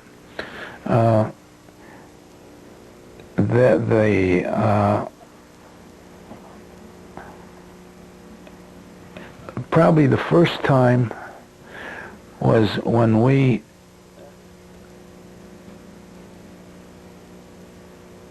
I know we overran their positions. I'm just trying to think of what led up to it. I'm sure it was a bombardment, and immediately the typical way when we attacked a position was to first blast them with artillery for a number of hours, not for 10 minutes or half an hour, but for 2 hours, 3 hours, 4 hours, so as to soften them up, as we called it, and to force them to either dig in deeper or to get up and run and leave that area. That was the whole idea. And so the first time that I remember seeing Germans was after a shelling, and we were ordered to climb out to attack them, and our typical attack took place early in the morning. Early in the morning means right after dawn, when it was just getting light, and you can make out and see the enemy, just begin to see him. Not well, and they can't see you too well, neither. They can see you, but not well. Both of you can. But we knew that from that point on it's going to get lighter and lighter. and then you're a greater target, because typically those who attack, their whole bodies are above the ground.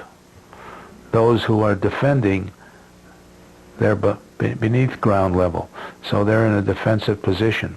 Depending on exactly how they're laid out. They weren't always that way, but anyway, the first time I saw Germans was when we had rushed towards their position over quite a stretch of ground, and we were firing all the time. And they got up and started to run. And that's when the first major slaughter I saw of Germans. I mean, I don't mean hundreds, but many were killed.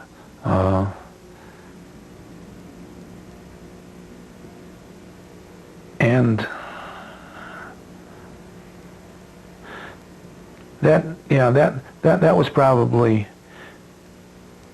one of the first times that I started feeling that when I'm shooting at a German, I'm shooting at a live person, and there's a closeness between it.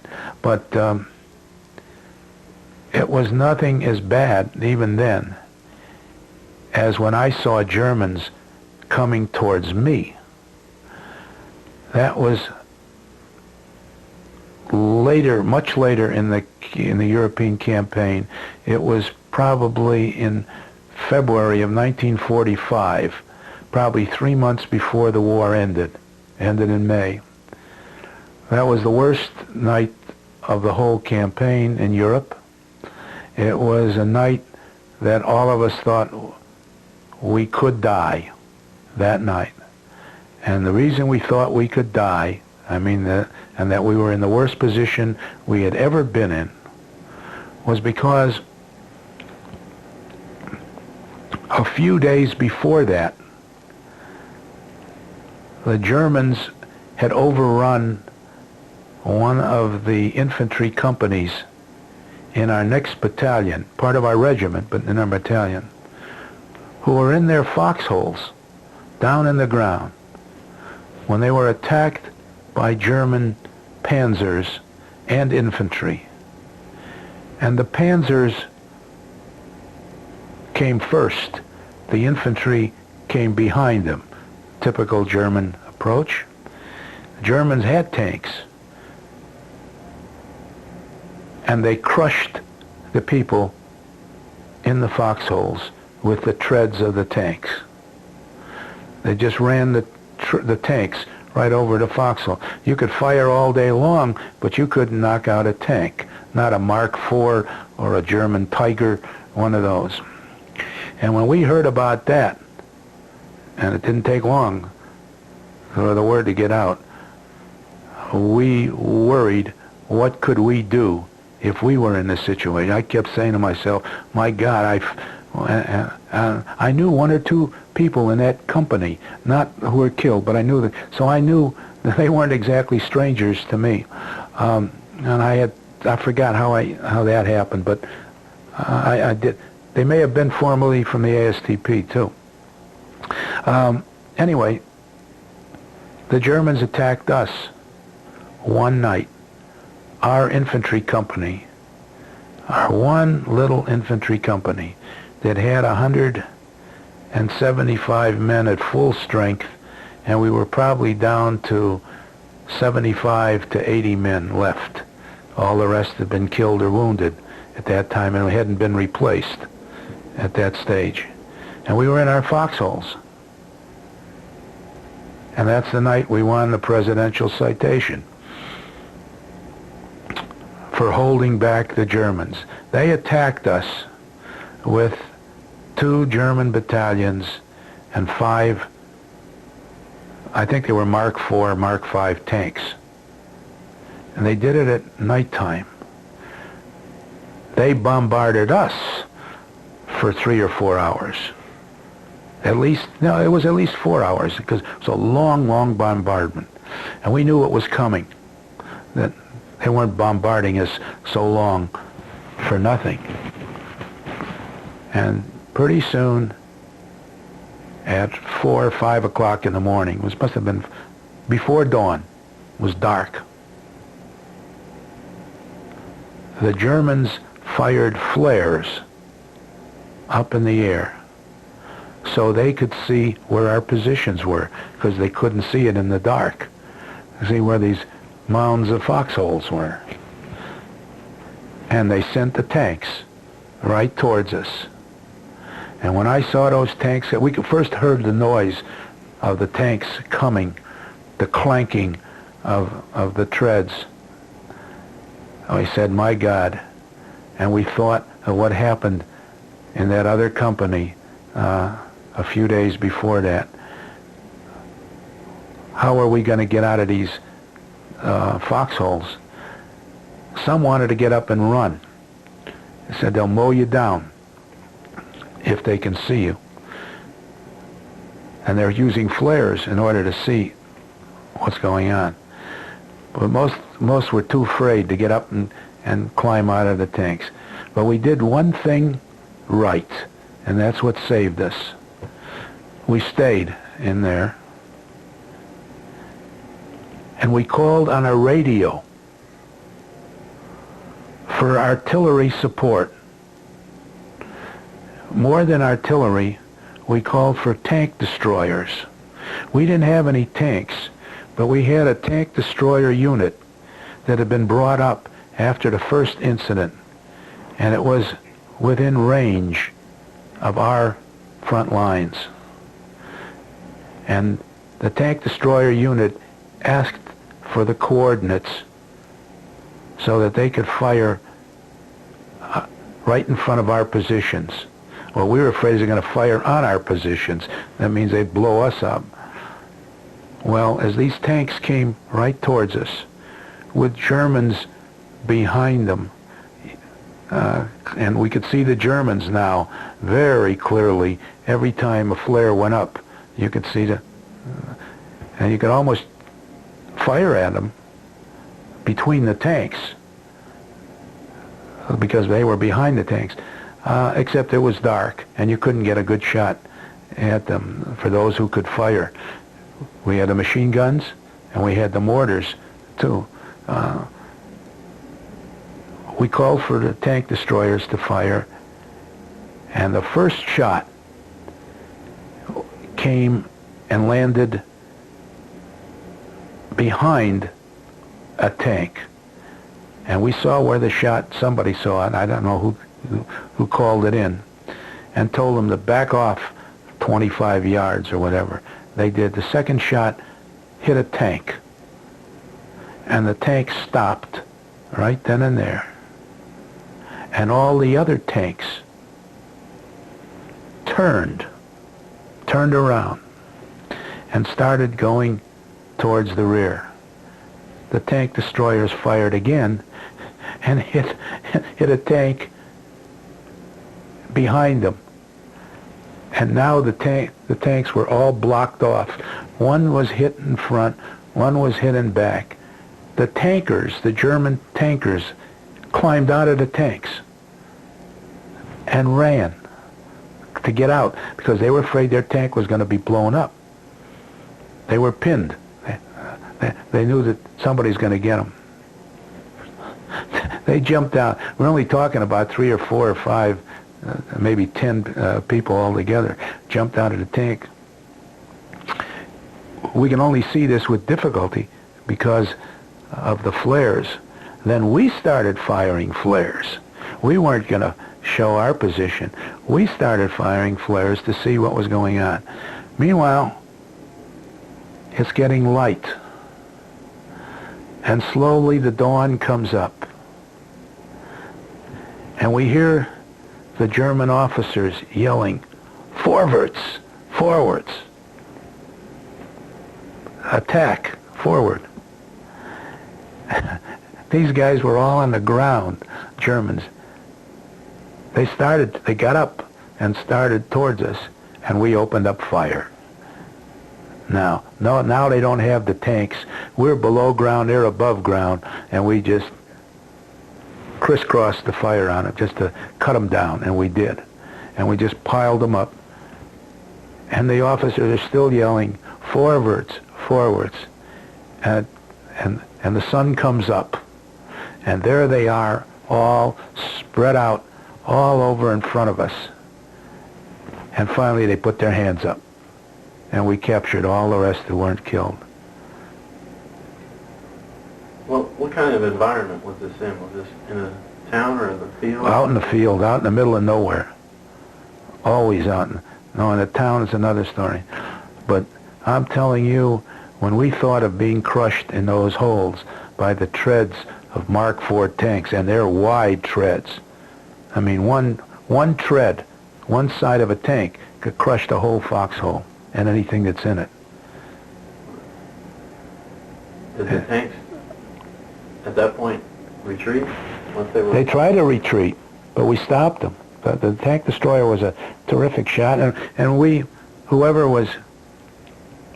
We had a forward observer come to think about it with us. I don't know if he was the one who was directing the fire from our end or not, but whoever was relaying back to the tank destroyers exactly what where their shells were landing, so that they could correct their fire and land on the tanks. And it didn't take those Mark IV tanks long to realize that they were under fire by tanks, by tank destroyers who they couldn't see. They couldn't see. They didn't know where the fire is coming. But our people on the front line can see exactly in front of them by the flares, and that was good enough. What was your position during all this? What were you manned on? I was a mortar squad leader. No, I was a mortar gunner. I was a gunner, and I couldn't wait till we got the opportunity to let the mortars go, but we couldn't initially because the tanks were in front of us. We couldn't fire. We would normally fire the mortars to obliterate everything in front of us, but if you can't see them, you can only guess where they are. We would have done that when they got within range. If you were to give a distance, what would you say was the distance between yourself? Well, the closest German was probably 100 yards. How far away were the tanks? Tanks were in between the Germans and us. They were very close to us.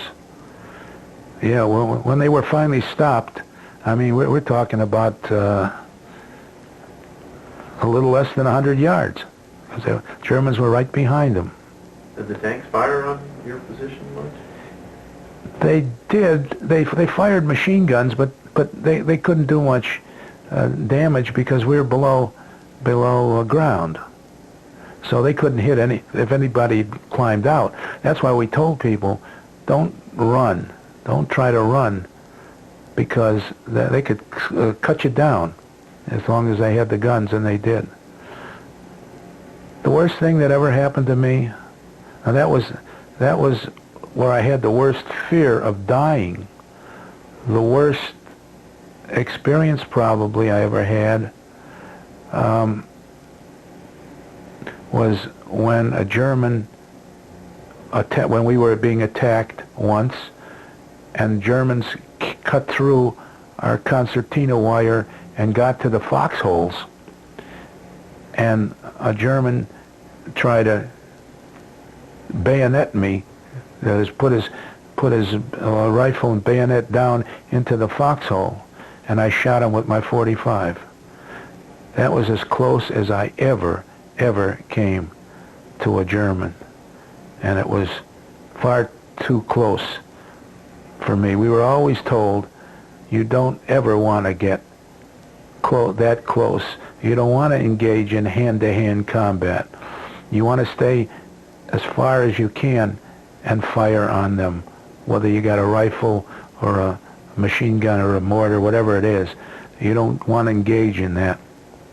But I was in a frontline foxhole at that time, and they broke through the wire, and they were just going to bayonet. They couldn't see me well, but they knew there were people in all the foxholes, and they just wanted to stick a bayonet through. And that was scary, but we got them. What happened with that attack? Did they get pushed back? We got pushed back. Only a few got through the concertina wire, apparently. Anyway, it wasn't a large number.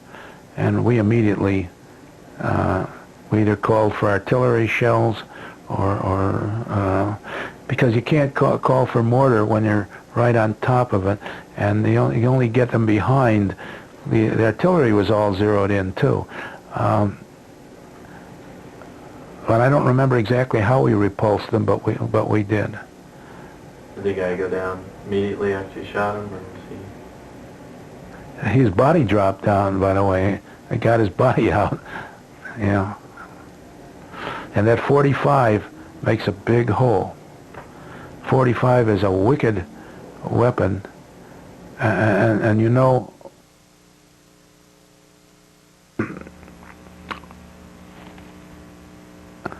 my division, my regiment, and even more specifically, my infantry company liberated several concentration camps in our drive through Bavaria near the closing days of the war. And I can recall, in particular, one concentration camp that we liberated at Memmingen. At Memmingen, right outside the city limits, was this concentration camp that was one of the most unusual concentration camps in all Germany, and for that matter, in all the conquered lands like Poland, where there were many more concentration camps. This concentration camp housed Germans who had been in that concentration camp longer than anybody in Germany. 12 years in a concentration camp. When I interviewed several of these inmates, since I was the only one who spoke German in my infantry company, I was just amazed to hear who they were and how long they'd been in this concentration camp. It turns out that these people who looked like walking skeletons, they were not starved to death, but they were near starved to death. They were on very low rations. Some able to walk, some who could only sit up, some who couldn't even do that, were the leaders of all the German political parties in Germany in 1933 when Hitler came to power. He came to power, I believe, in January of 33. And one of the first things he did was put his hands on all the leaders of the opposition to the National Socialist Workers' Party, the Nazi Party, namely the leaders of the Christian Democrats, Social Democrats, Communist Party. He gathered up all the leaders and he threw them into this concentration camp. What was amazing was that he kept them alive all these years, unlike inmates of other concentration camp, like the Jews and those of Slavic races and gypsies who were killed.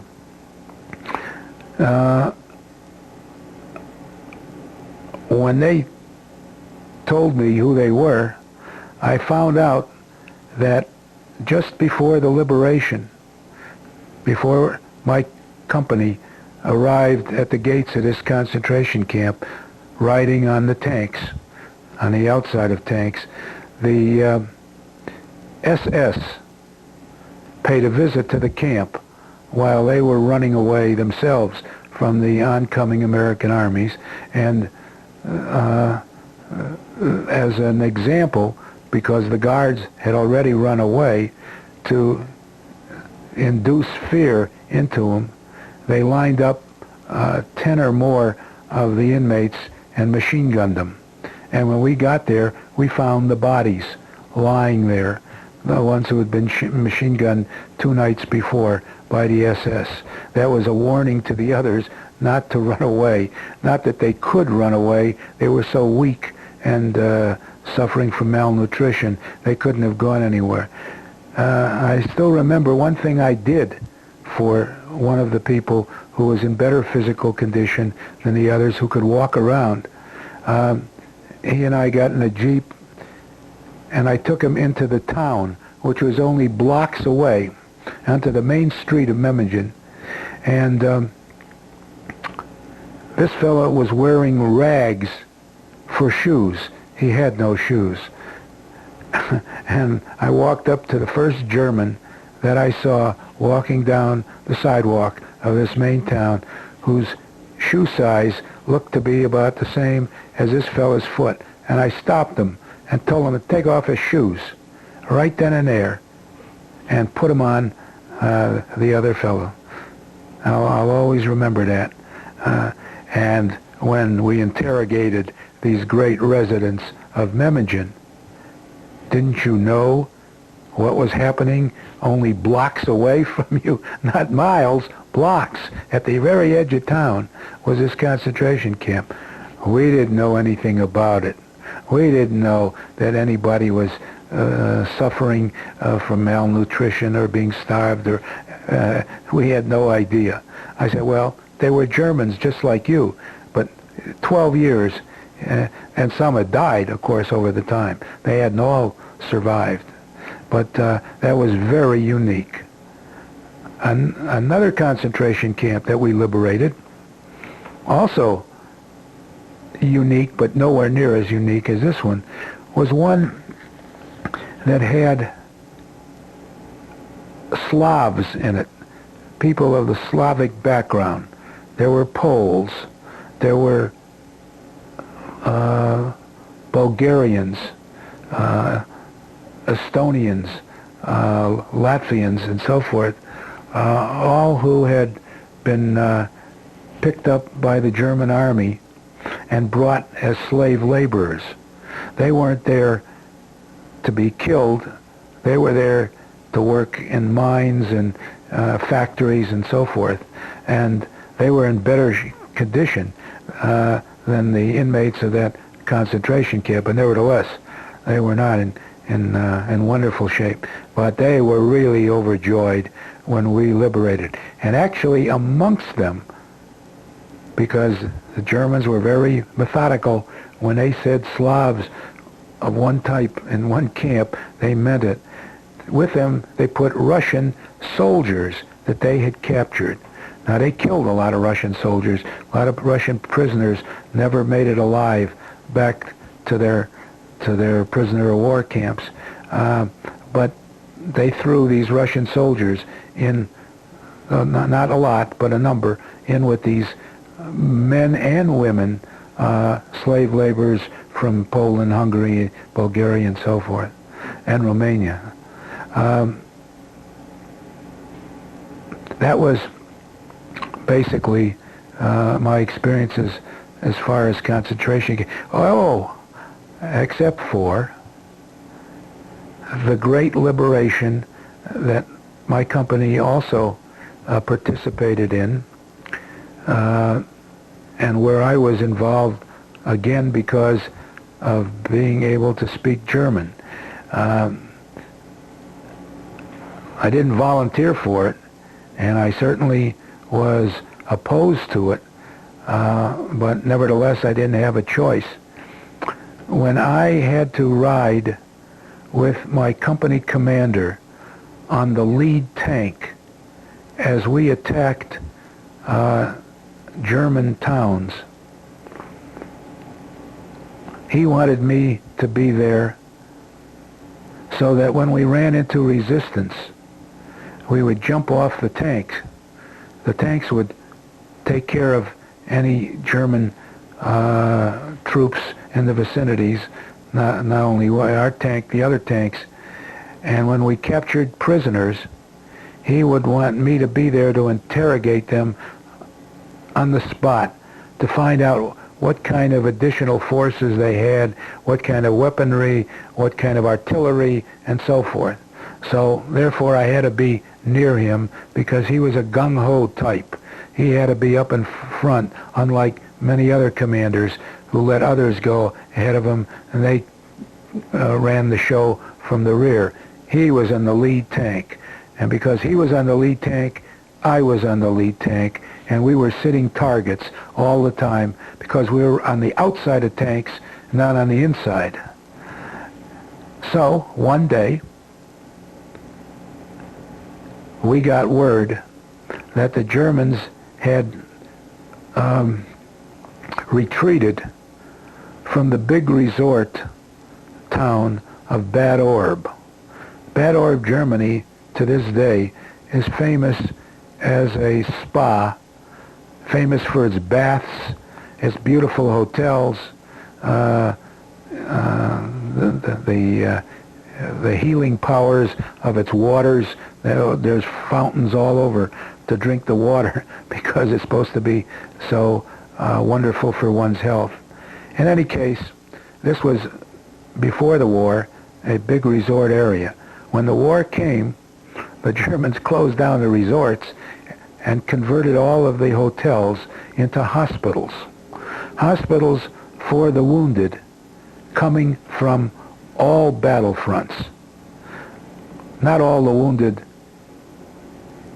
of the German forces, but specialized wounded from the Russian front, from the French front, British front, wherever the Germans were being involved and there were wounded of special types, they brought them to Bad Orb. So because our company captured Bad Orb, we had to immediately put into effect certain orders that came down from higher command. We immediately put in a curfew so that nobody was allowed on the streets between 6 at night and 6 in the morning. All weapons had to be turned in instantly so that nobody's sitting with a shotgun or any pistols or anything else, that is providing we could find them, and so forth. And so my company commander had me always seek out whoever was in command of a town or a situation like Bad Orb and give these orders. So the Germans had retreated, but they left their wounded behind. And with their wounded, they left the medical staffs. Each hospital had a German colonel from the German Medical Corps in charge of it. And it was my job, with my company commander, to go around from hospital to hospital and give the orders, letting them know that they were our prisoners and they had to follow these orders. I always prefaced all of these order-giving sessions with the following words. In German, it's Auf Befehl General Eisenhower, by command of General Eisenhower. Now, the Germans didn't know anybody in the American Army, but they all heard of Eisenhower, and I knew that. It didn't take me long to find it out. And so, just like they swore allegiance to Hitler, here comes the American Führer now, and the Führer is General Eisenhower. So as soon as I said, Auf Befehl General Eisenhower, here are the orders, the Ordnung, they knew that this is coming from the top. It's not me. Of course, I made it up, but they didn't know that. And I would then let them know that we wanted to go through their facilities. And so they took me, and my company commander, they took him, and I was interpreting for him through these hospitals. These were the worst sights I ever saw in my whole life. I had seen many terrible sights on the battlefield when buddies of mine were shot and wounded, and blood was coming out from all types of wounds. But I never saw anything as bad as I saw in these German hospitals, because the Germans, true to their methodical ways of doing things, had specialized facilities that were so unique that I couldn't even imagine that we had anything like that in the United States, or would even think of it. They had hospitals where everybody in the hospital had no legs. They were all the wounded from the Russian front and all the other fronts, American and so forth, who had lost their legs. And the next one, all those who had no arms. Dozens and dozens of wards, and nobody had an arm. And then came the one that really sent me back, and that was to see the quadriplegic types. They're not only paralyzed, no arms, no legs, in baskets. They lost their arms and they lost their legs, and all they had was their torsos alive. Stumps for arms or legs. And they kept them in baskets because they couldn't sit up, they couldn't do anything. Well, that was an experience that lasted me this whole lifetime, that I never would want to see anything like that again. But only in Germany could you expect to see something done. And I talked to medical people about this later on, and they said, well, there's an example of German efficiency. Germans were very, not only methodical, very efficient in how they did things. So they said it was a lot cheaper and easier to treat everybody with the same disability than to mix healthy people with diseases with those who were amputees and so forth. Here they had all the amputees of the same type. So whatever problems people had who were amputees with legs gone, they all suffered the exact same thing, and they could treat them more efficiently that way. But having dozens of them, not just one or two, was what was unbelievable. So that was an experience that I don't often remember, but every once in a while, when I see an amputee, it comes to mind, because nothing in the United States, to my knowledge, ever existed like those German amputee-type hospitals at Bad Orb. One more thing that was good at Bad Orb, that was great, it was unbelievable. Bad Orb, in addition to having all these hospitals, had a prisoner of war camp with American and I think British prisoners too. Certainly American prisoners.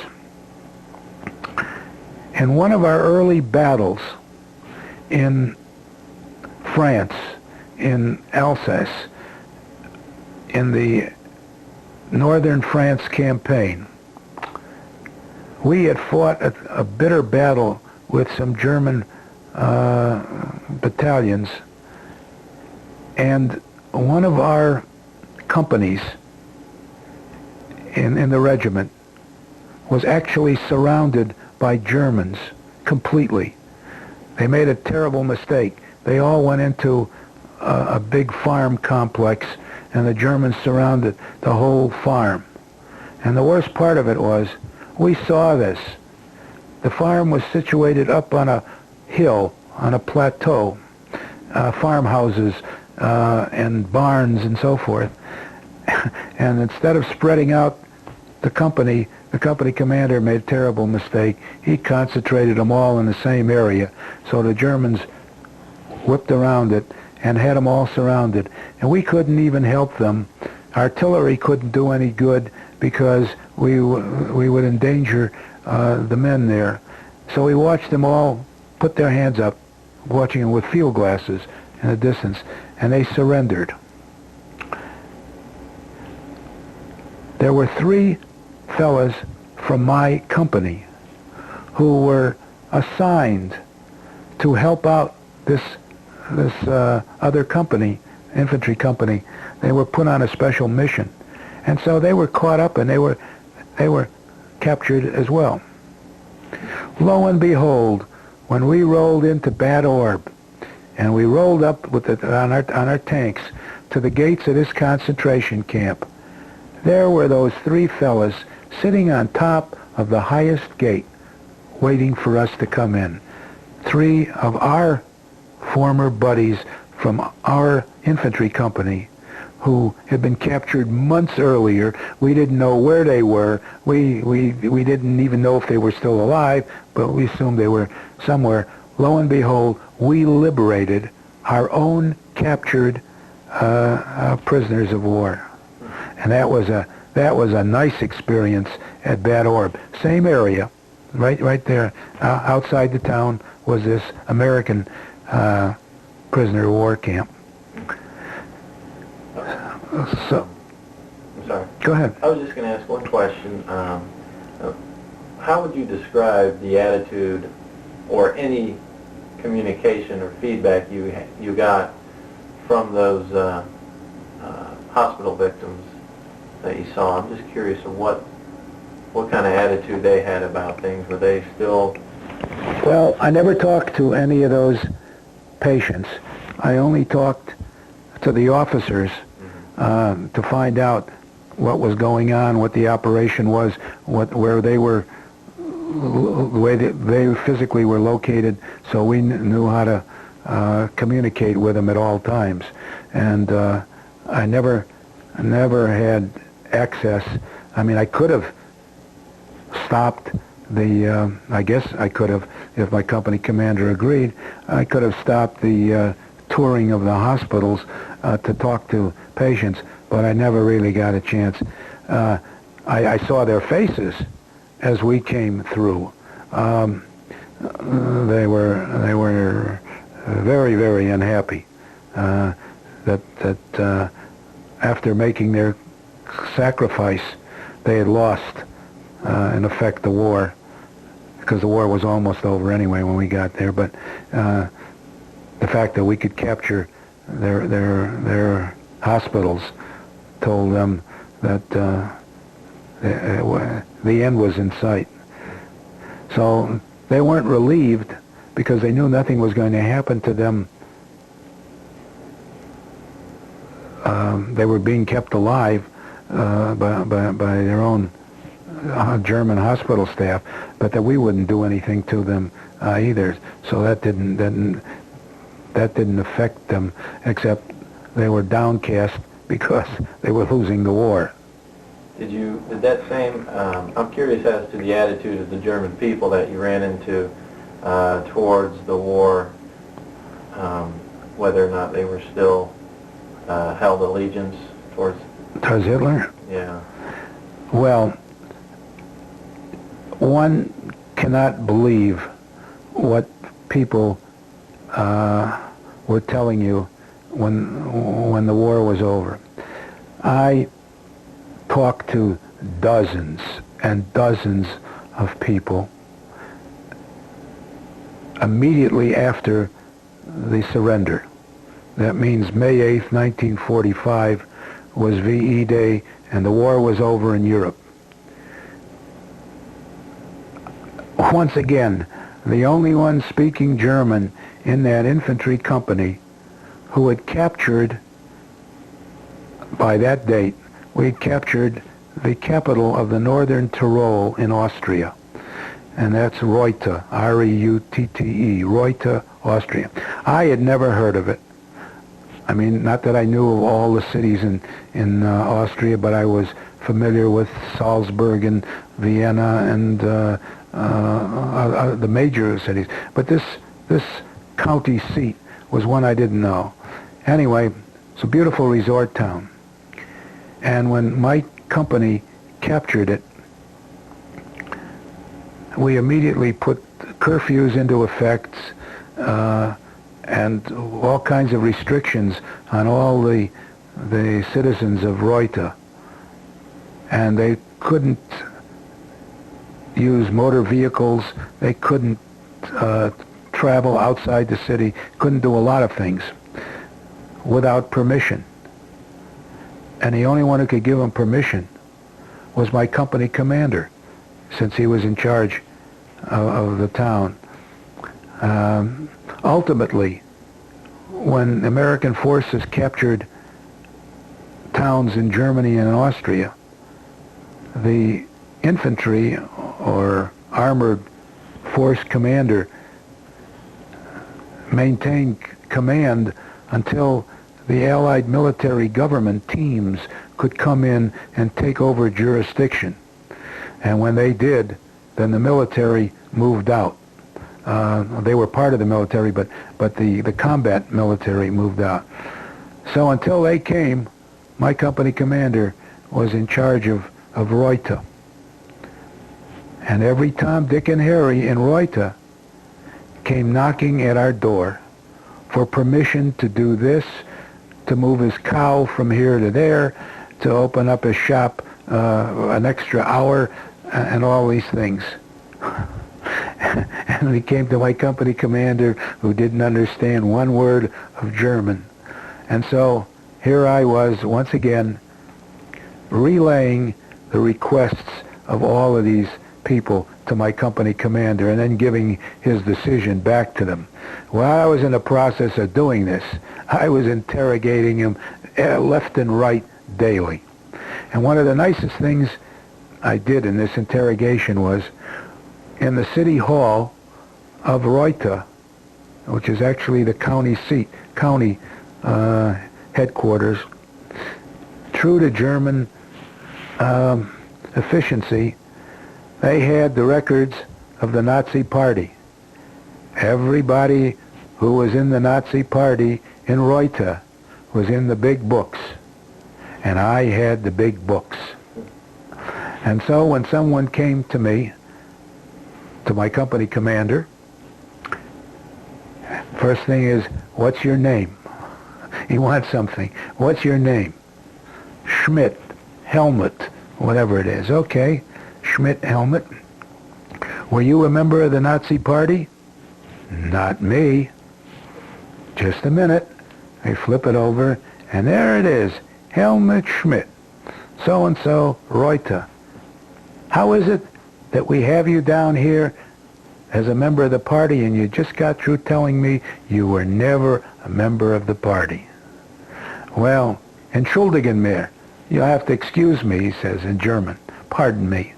I didn't think you really meant that I was an active member of the party. I had to join the party in order to keep my job, keep my farm, keep my office, keep whatever.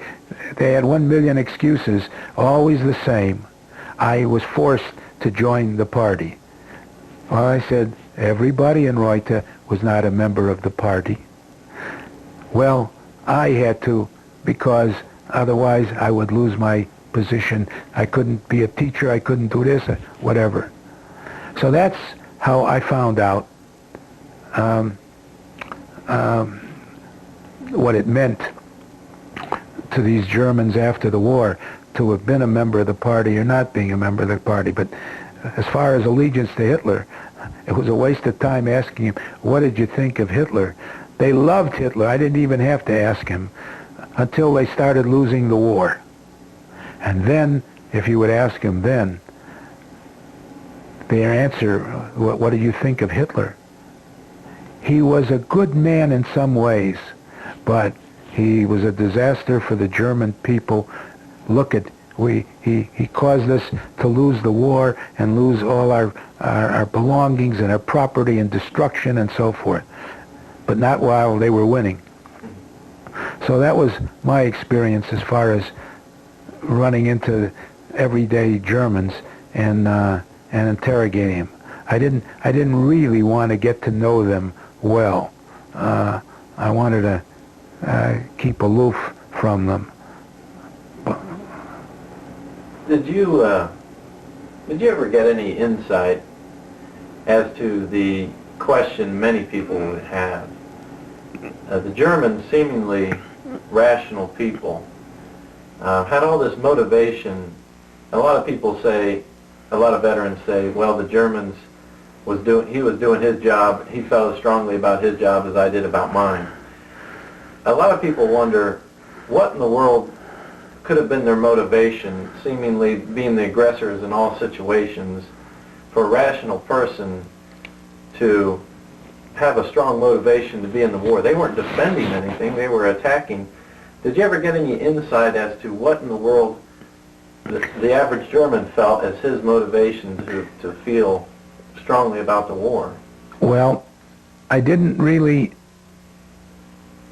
interrogate or discuss with German prisoners or civilians their motivation, but I figured it out in my own mind, and I saw the evidence for it. The situation in Germany when Hitler came to power in '33 was that of a defeated people.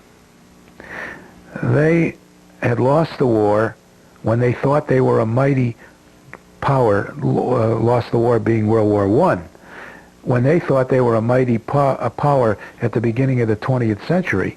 And here they find out they're defeated by what they considered second-rate, not completely second, countries like France, who they never thought was the equal of Germany. England they thought a little more highly of, but still, because there was a relationship, an Anglo-Saxon bond between the two. But nevertheless, they thought they were a mighty power. That had resulted from the days of Bismarck, who built up in the German people a feeling of great strength, power, and superiority over others. And the Kaiser simply went right along with it, and under the Kaiser's government, the Germans were led to believe they were a great people. So here they were defeated. And with the Versailles Treaty, all kinds of restrictions were imposed on them, and they said, what have we got to look forward to in our national life? They took away from us the Rhineland, they took away Alsace-Lorraine, they took away our colonies in Africa, and then on top of all of that came the horrible depression in Germany, and the inflation that was unbelievable, with the Reichsmark going down to absolutely zero. And here comes Adolf Hitler, and he says to him, I'm going to bring all of that back to you. I'm going to give you back everything that was taken from you. I'm going to build Germany up into a mighty power again, and I'm going to do this, I'm going to do that, and we'll no longer have to look in despair at our national future. Well, it didn't take long, and the first thing that happened was people were starting to go to work. Many people were out of work during their big depression. He was putting them back to work, building up armaments and a gigantic armament industry.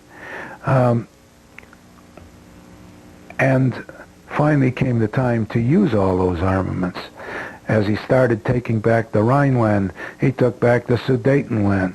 And the people, even the general staff of Germany, the German general staff, couldn't believe that Hitler would ever succeed in getting away with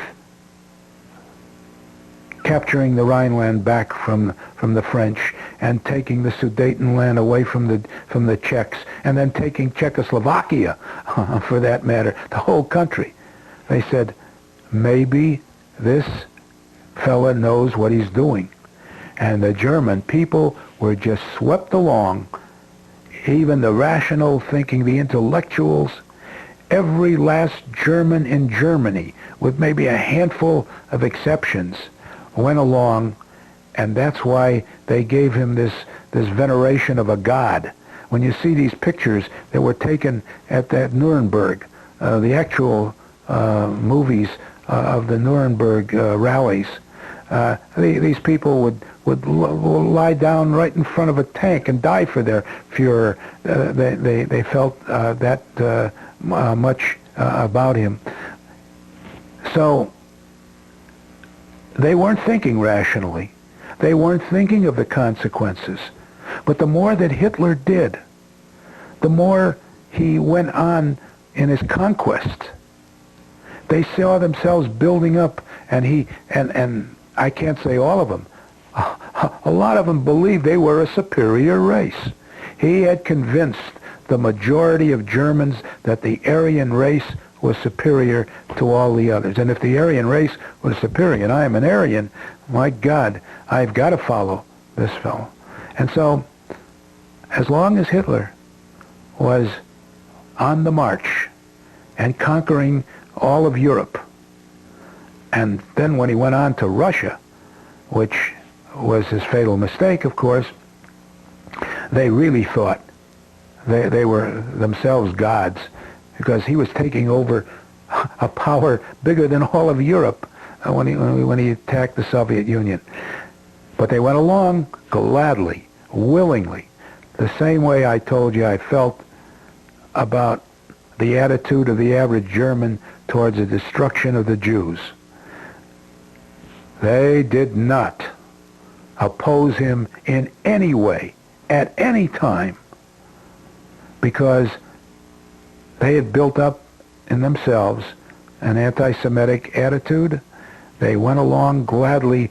They didn't know where they were going, that is how far Hitler was going, but they knew that the Jews were now going to be suppressed, because he started out from day one in 1933 with his program against the Jews, and they watched as they closed up Jewish stores, took Jews out of the professions, kept them out of schools, kept them out of all public life, and no German ever said a word about it, with a handful, once again, a very handful of exceptions. You can count them on your two hands, in all Germany.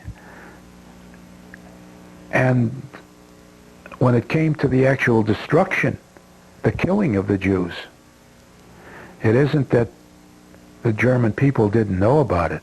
They knew about it. They didn't want to hear the details. It was too gory, too much. But the fact that it was going on, and the Jews would no longer be a problem for them, as he had repeatedly talked to the German people in that sense. They are our misfortune, our Unglück, he would say. And if you see all the movies of his talks and the banners, they had huge banners that said, Juden sind unser Unglück. The Jews are our misfortune. They applauded. They shouted. And you can see the movies, so that no one can ever deny that thousands, tens of thousands, disagreed. They all agreed with him. So even though they were once a rational people, even though they were once an intellectual people, they were swept up, I would say, in a euphoria almost of thinking that they were going to be the superior race on Earth and take over everything, starting with Europe. And that's why his motto was, today, Germany is ours. Heute gehört uns Deutschland. Today, Germany is ours. Morgen, ganzes Europa. Tomorrow, all Europe. After he got most of Europe, he changed it. Heute gehört uns Europa, morgen die ganze Welt. Today, Europe is ours. Tomorrow, the whole world. That was the motto of the Nazi Party. And the Germans, to the last man, went right along with it.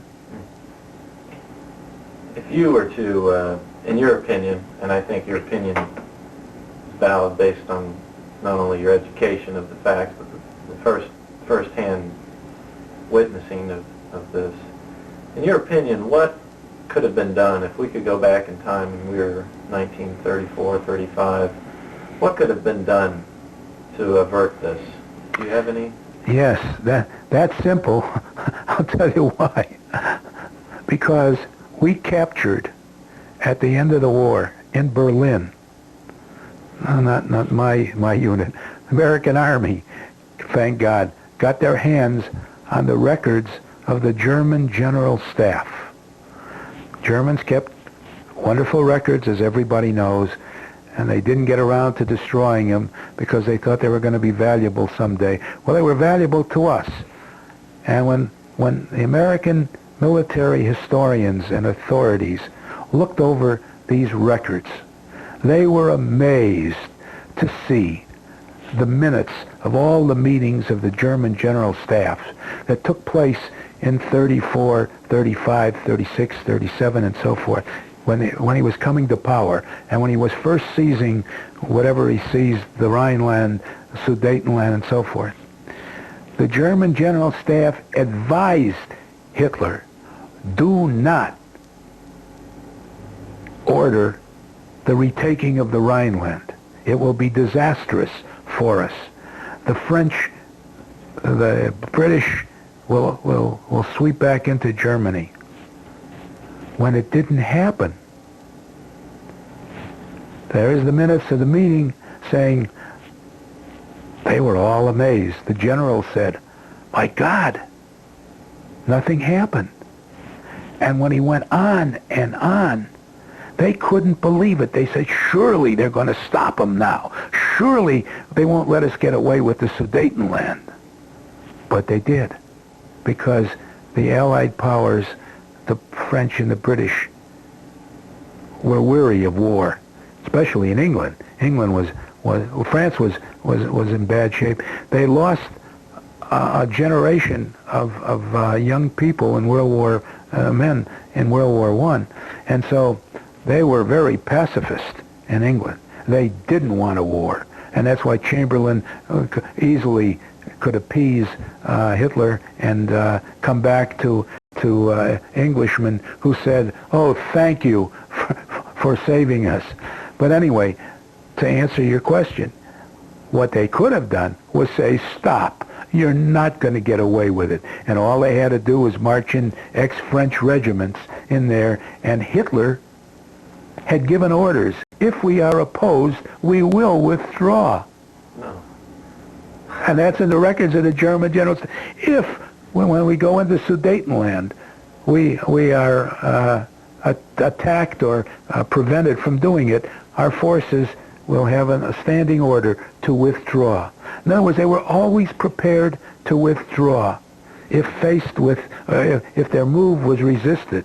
And the proof is there with the German General Staff, who hadn't agreed to any of these things. It was against their will, but after all, he was the supreme commander. So, if he ordered them to take the Rhineland, they took the Rhineland.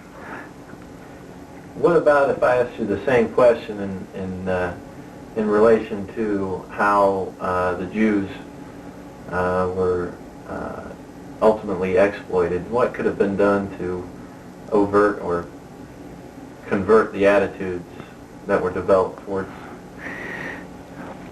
Well, We probably, because Hitler was so fanatic, we couldn't have changed the attitudes of Hitler and the German people very much. We could have done a lot to save the 6 million from destruction. That we could have done. But Hitler was so fanatic and was so obsessed with this desire to kill the Jews, to wipe them out as a people, that he was willing to lose the war as long as he could kill all the Jews. And that was the decision, the proof, a lot of proof has been offered for that. And in the closing days of the war, when the Russians had him on the run and so forth, instead of using rail equipment and boxcars and so forth to supply the troops on the Russian front, who were badly in need of weapons and food and everything, he ordered, under no circumstances, release these boxcars, use them to transport the Jews to the concentration camps and kill them. by the thousands, tens of thousands of people, but using hundreds and hundreds of boxcars and rail equipment and locomotives that were needed to resupply the German forces that were being pushed back by the Russians. So he was willing to lose the war, but not lose out on killing the Jews.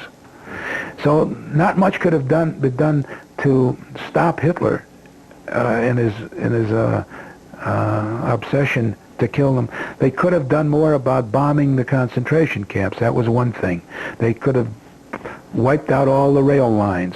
And here Roosevelt was at fault, and so was the whole American government. So was the British especially, who had the bombers and had the area targeted.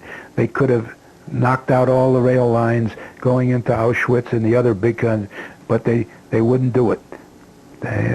So they didn't consider it a military objective. The fact that people were being killed there, that didn't matter. They wanted to use the bombers to knock out factories producing equipment, armament, and so forth.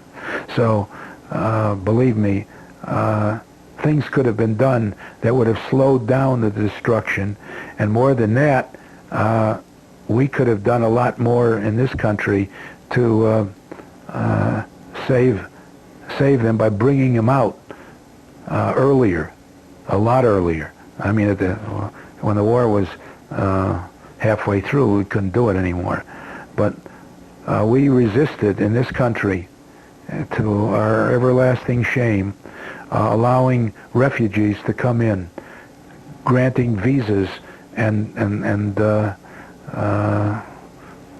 permits to enter the United States because of the anti-Semitic attitudes of the State Department and the American people to a large extent. But the State Department reflected, believe me then, the attitudes of millions of Americans. We don't want any more refugees coming in, and so they were left to die. So those are some of the things that could have been done. Even when they had the ship St. Louis with its 1,000 immigrants, they wouldn't allow them to land at Key West, Florida. And then they put the pressure on the Cuban government. They wanted to land in Havana, and under our pressure, the Cubans wouldn't let them land. The ship had to turn around, go all the way back to Germany with its 1,000 passengers on there, all Jewish refugees. That's the story of the St. Louis. A lot of people would estimate you being a Jewish soldier. I guess a lot of people would have an enormous buildup of frustration and anger. How were you able to? I guess I'm curious. Did you have that feeling that most people would assume, and if so, how were you able to control or? Well, I always had the feeling that the best German was a dead German, and I was never squeamish or hesitant about doing my part to eradicate as many as I could, knowing that if we didn't win the war, it would be bad not only for Jews but for everyone else. And I often imagined, although I didn't really think it was likely or truly possible, that Hitler could ever have conquered the United States. But nevertheless, it wasn't until after the war that I found out that Hitler was interested in conquering the United States. And how was he going to do it? That was the fearsome thought that I had when I found out. And this was so highly classified, nobody in the United States knew about it before the war. Even our best intelligence service didn't know it. Hitler had built the V-1 rocket. He built the V-2 rocket, both of which, if they hadn't been stopped, would have, well, especially the V-2, would have brought England to her knees. England had no defense against the V-2s, and all he had to do was keep on firing them and wipe out cities with V-2, and they had no defense. Nothing could stop the V-2. Couldn't shoot it down. V-1 they could shoot down under certain, but not the V-2. Well, if we hadn't landed in France and swept up the coast of northern France, up the Channel coast, to get to the rocket launching sites, England would have been in terrible shape. But little did we know, all this time, that Hitler was building the rocket to bring the United States to its knees. Deep in the salt mines in Bavaria, he was building the V-10, not 2, 3, 4, 5, 6, jumped to 10. It was called the America rocket, A-M-E-R-I-K-A, America rocket, designed to be launched from France and land in New York City. The intercontinental ballistic missile. We didn't have anything. Nothing. Not on the drawing boards, not in anybody's dream. And here Hitler was thinking so far ahead of conquest that not only was it the United States, not only was it Europe, but it was the United States that he was planning to take over. And that's how close we came. Had we not defeated him on land, one day we would wake up and there would be an intercontinental ballistic missile in the hands of the Germans, who knew how to do it. And we didn't. That's why we brought all the German rocket engineers to White Sands Proving Grounds in '46, so they could help us design the same kind of rockets that they had on the drawing boards, and they had the prototype lying out there in the salt mine.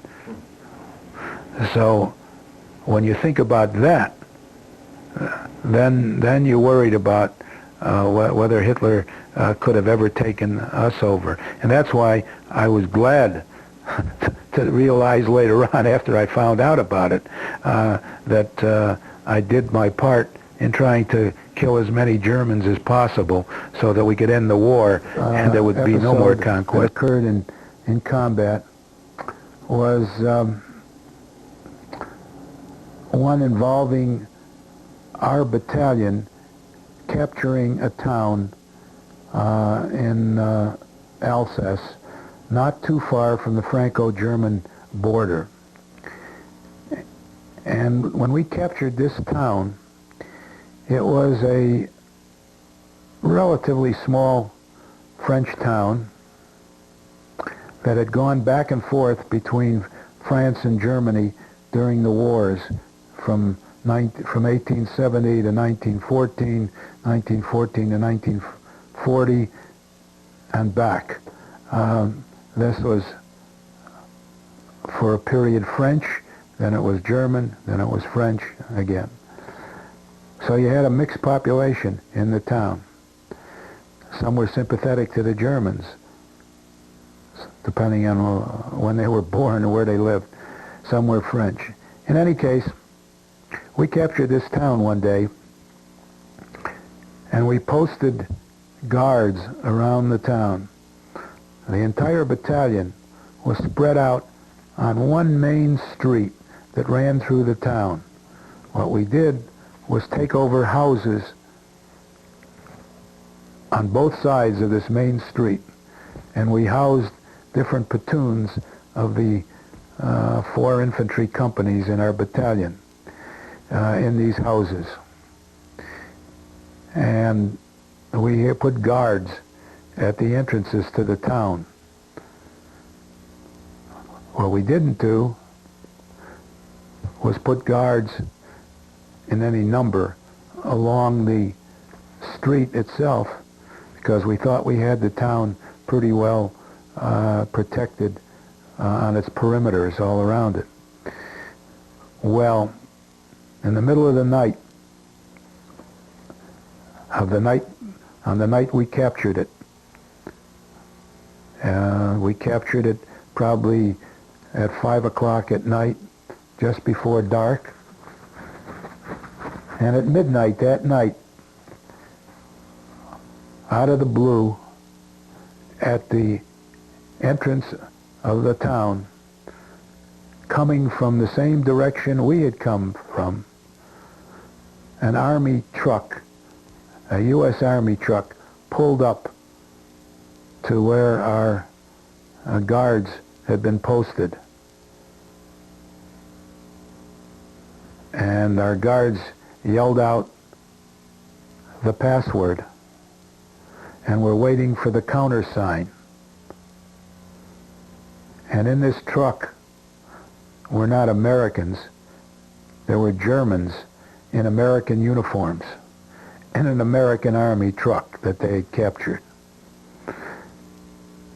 And they yelled out in English, "We're your buddies." Well, fortunately the guards didn't believe that they wouldn't know what the countersign was when a password was given in a combat zone like that, where everybody had to know daily what the password and the countersign was. And so they said, "Get out of the truck." And the Germans got out of the truck all right, but they shot one of the guards. And when the other guards on duty around the town heard the firing, and then right away they rushed to see what was happening. Well, behind that truck in the darkness, nobody had seen it, was a whole convoy of German half-tracks loaded with soldiers. And they were going to drive right into the town, and they did. And they had spies. And who were the spies? The spies were people who had sympathy for Germany, even though their neighbors were sympathetic to the French because of this unique situation in Alsace-Lorraine. And they pointed out to the Germans which houses were housing American soldiers, because we had taken over certain houses and billeted the men there so they could sleep in the houses and not outside. And here we could tell only by the flash of these signal lights that we used. I forgot what we even called them. The civilians pointing out to German soldiers where Americans were. Well, I heard all the shouting.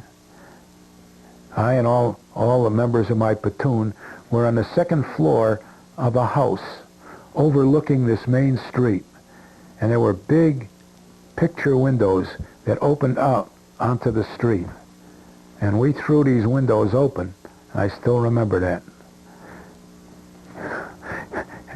And as these German half-tracks came down through the town, came right opposite our window, I had a bazooka that one of the members of our squad had brought with him into the house.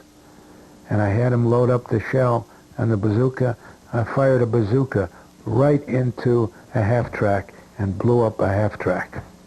I still remember that to my dying day. And I could barely make it out. It was only by the light, these very lights, or I forgot what they're called, where you shoot a pistol up into the air and you drop like a light on a parachute. It's not truly a parachute, but it looks like that descending. And it throws a glow and a light over a distance for 10 seconds. And by that you can see. And that's how we saw them. Anyway, they never got through the town. We cut them off at both ends, and now they were trapped in the middle, and now we fired down into them until they all surrendered, those who weren't killed, and we captured 67, 70 Germans. But what we were really after were those civilians.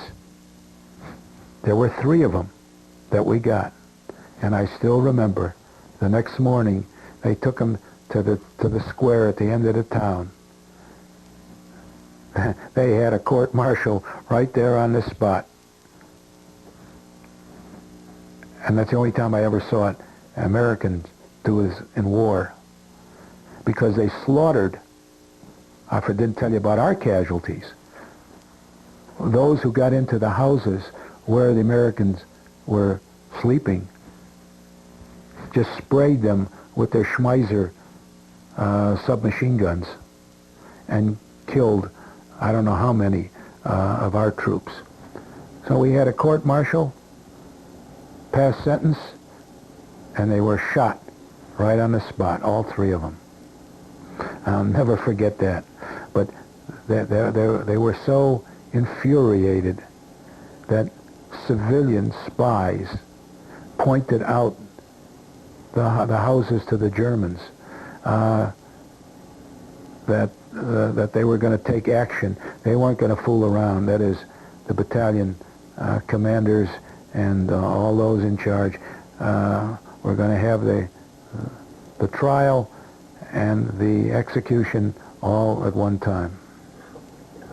And that was an episode that I will always remember. I remember especially getting that half-track. That was the only time I fired a bazooka. I never fired a bazooka except in training before that, and never at a tank, which what it was really designed for, because I never wanted to get that close to a German tank that I would have to fire a bazooka before he would run over me. But there's no law that says you can't use a bazooka against a half-track, especially loaded with German soldiers, which I couldn't make out. I just wanted to knock out the half-track. The soldiers came with it.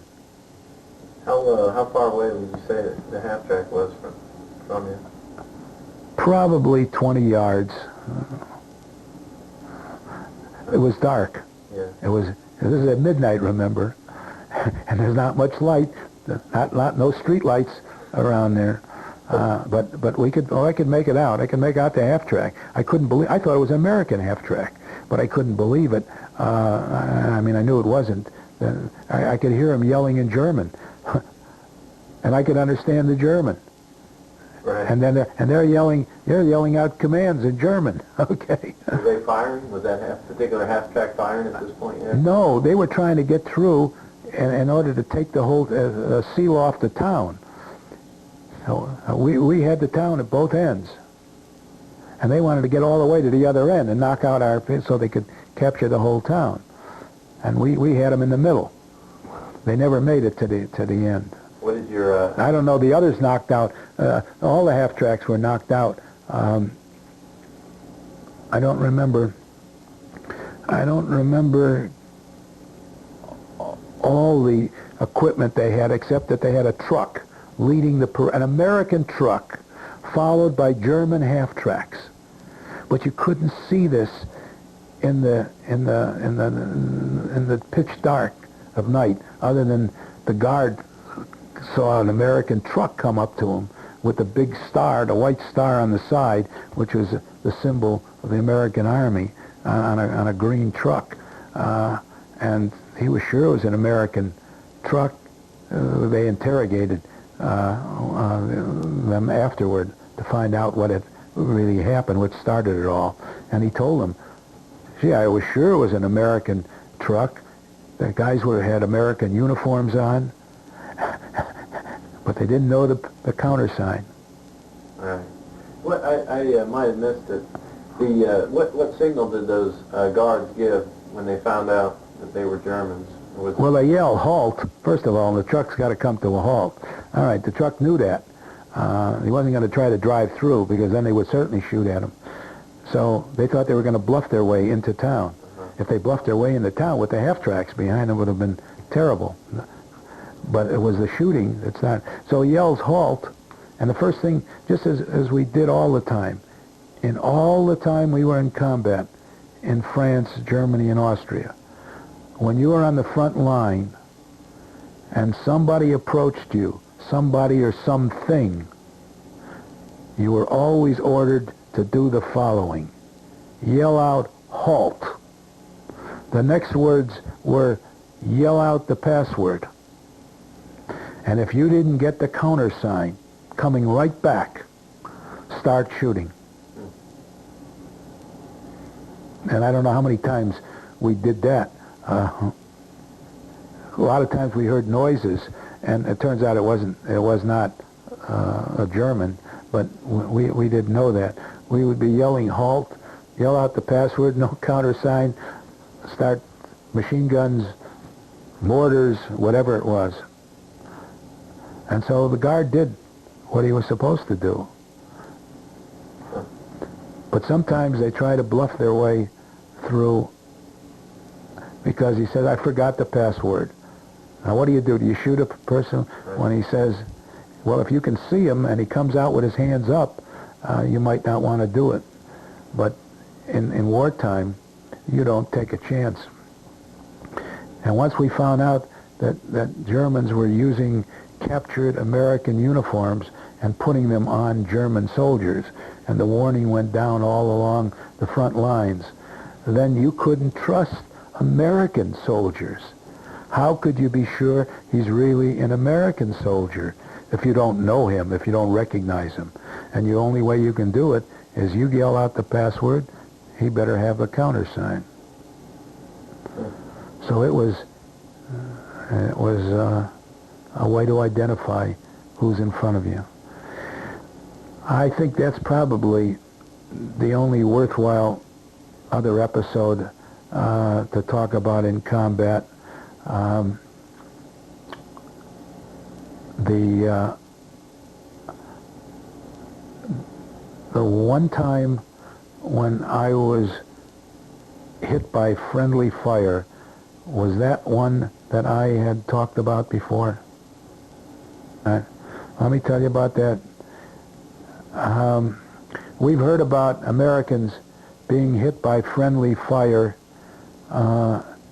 in Vietnam, in Desert Storm, and in other situations, but I was an example of a victim of American friendly fire in World War II. And this is how it occurred.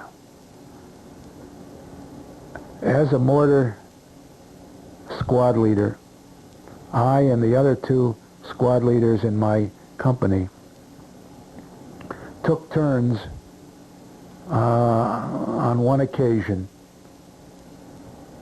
on the forward slope of a hill overlooking German positions in order to direct fire against the German lines. Now what this means is that we were out in foxholes in front of the American lines, between the American lines and the German lines. We were in a very favorable position to view what was going on, such as it was, behind the German lines. But because we were on the forward slope of a hill, we couldn't identify ourselves as we normally would do to anyone in the air. Now, it was always important that American infantry let American aircraft know where the front line was, so that they would not inadvertently bomb the wrong positions. And the way this is done was by the use of large orange linoleum cloths that were spread out on the ground, huge cloths, immediately behind the foxhole, the line of foxholes that constituted an American infantry front line. And so any planes passing overhead, looking down, seeing these orange patches, would realize that they were looking at American foxholes. However, because we were on the forward slope of a hill, we couldn't lay our orange identification panels on the ground. If we did, they would have been perfect targets for the German 88 artillery to zero in on and wipe all of our foxholes out. So in that situation, one did not put out these orange panels. At 7 o'clock one morning, early in the morning, it was my turn to go out to this forward observer hole and take my 2-hour stint as a forward observer. We took turns at 2-hour sessions. And when I did, I climbed into a hole that had been dug by others in the company, digging a big hole in the ground, getting logs or large branches of trees to cover the hole, and then taking all the dirt from this large hole and piling it on top of the branches so that you had a mound built up in the air, much larger than the average foxhole that American infantrymen occupied. The purpose of having a forward observer hole built this way was to be able to sustain any direct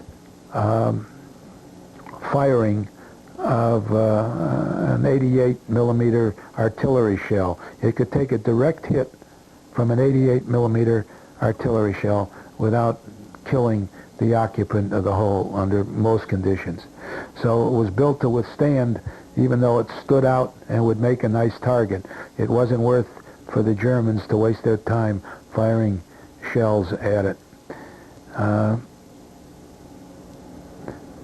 I'm in this hole early in the morning, and all of a sudden I hear a flight of planes overhead.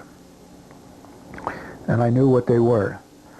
It was a squadron of P-47s, fighter bombers. Each one carried a 500-pound bomb. One 500-pound bomb.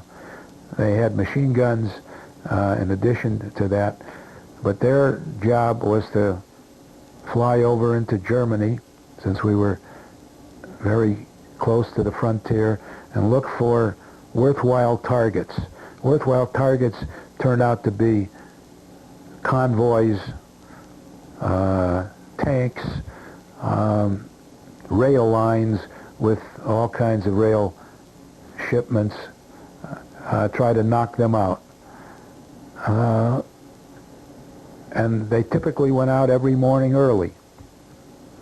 So here comes the usual flight of P-47s looking for targets in Germany over to the frontier.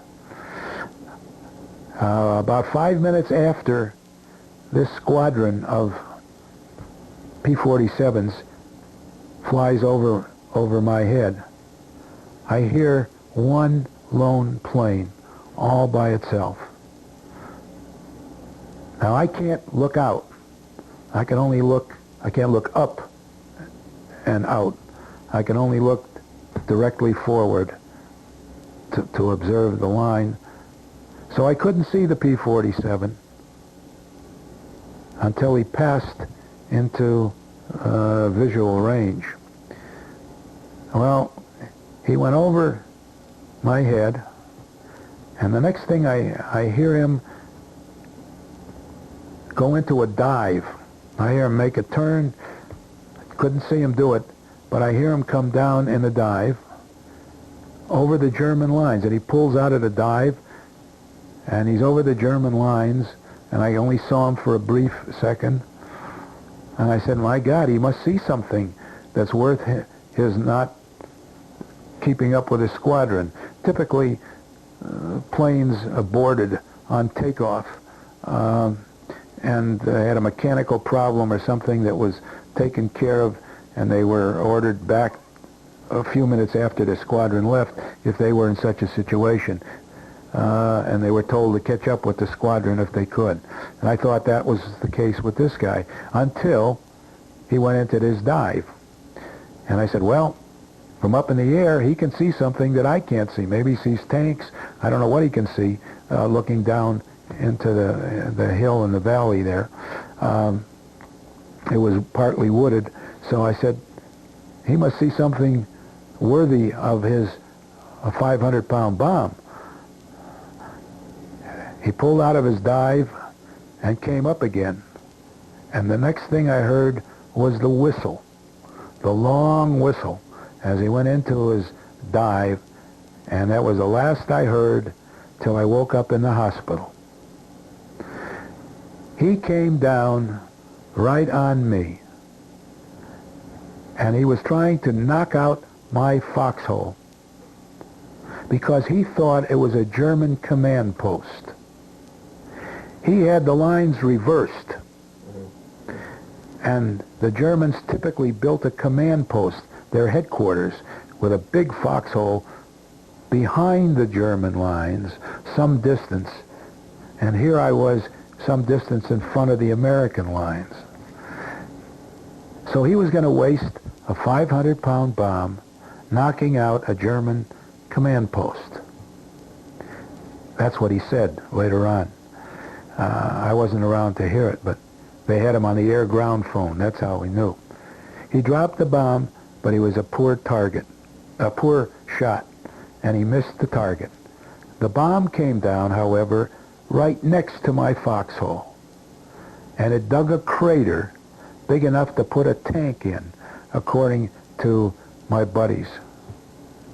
But the concussion forced the foxhole to collapse, and all the logs and the branches and the dirt came down on top of me. Well, everybody in the front line looking out thought I was dead. And they got volunteers to go out to dig out Rosenberg's body. And I appreciated them doing it because the logs saved me. They created an air pocket, apparently. I mean, I'm not telling you this from my observation, from what others said who dug me out, because they thought I was buried alive under there, and I really was, until they found that the logs had created enough air so that I wasn't full of dirt and completely. I was covered. But the logs came down on my back. They knocked me over, and when I woke up in the hospital, I thought my back was broken in two. I mean, that's the way it felt. And in those days, they didn't know how to treat, well, we say it now for knowing what medicine is today, but then they thought they were pretty advanced. They bandaged me up, they tied me up as tightly as they could. And that didn't help at all. And I thought I was in terrible, terrible shape. And I asked, what happened? And they told me, you were crushed by branches and logs. But I said, what happened in the body? Well, it may be your discs in the back that have been damaged, but we can't tell at a forward evacuation hospital. So they had to send me back. I mean, the x-rays weren't sufficient for them to diagnose it properly. Well, I was lucky. It was not the discs that were damaged, but it was the ribs. All the ribs on both sides were cracked, and I was in terrible pain. But I was alive, and I lived to tell the tale. And he apologized when they got them on the air. We had air-ground communication with all tactical air support, so that we could talk to any pilots who were above. And they called them up on the air-ground phone. Said, "My God, you're attacking the American lines." Said, "I thought I'd knocking out a German command post." And so that was something that I lived through, and that's how I got my designation as a disabled veteran. But the VA never believed that I was disabled enough. They gave me a rating of 9%. 9% means that you're a disabled veteran forever, but you can't collect any compensation unless you have 10%.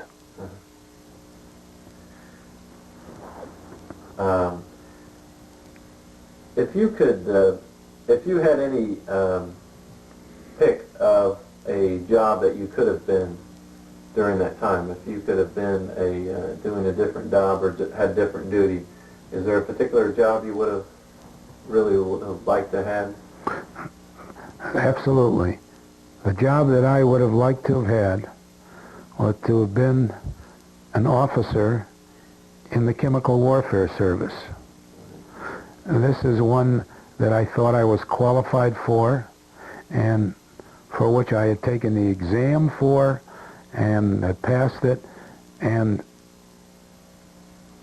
if it weren't for an unusual circumstance, that's where I might have ended up.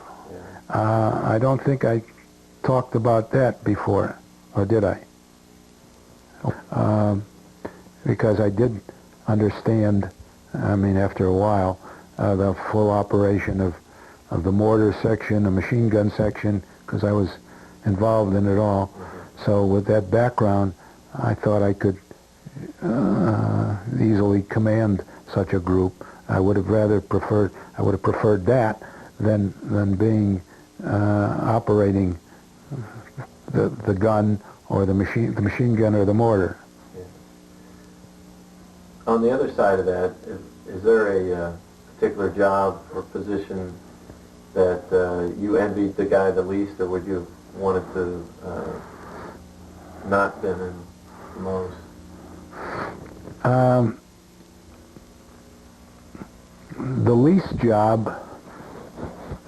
The least desirable job that I didn't envy at all was that of the typical rifleman, and especially the BAR man, because the BAR man was the person in each rifle squad who carried the major firepower for that squad. Every member of an infantry squad in World War II in Europe, not in the South Pacific, but in Europe, carried an M1 rifle, except for the BAR man. And he had the firepower. And because he had the firepower, he was always the major target of the enemy. And they wanted to knock out the BAR man more than anything else. Every time they were there, every time the infantry attacked, the idea was to find out where the BAR man was, as well as, in addition to the BAR man, the machine gun. The light 30 machine gunner, wherever he was, usually in support of a rifle platoon. There was a machine gun section, machine gun squad. I'm sorry, not a section.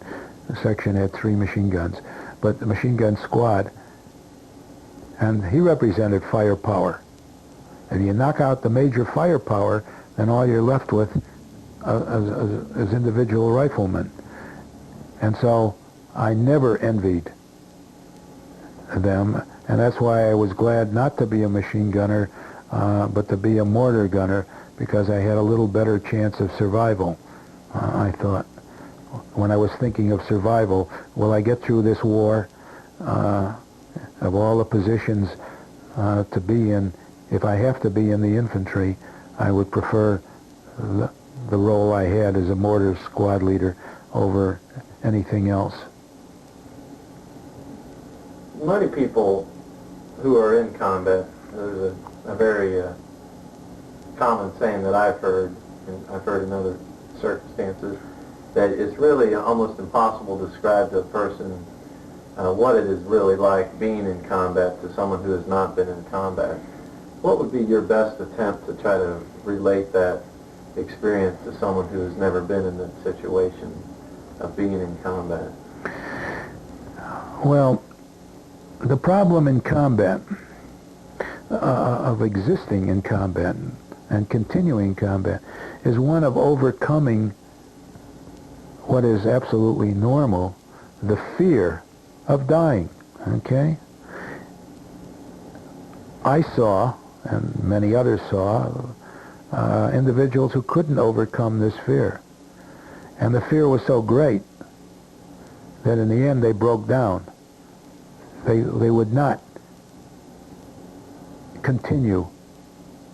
They just deserted,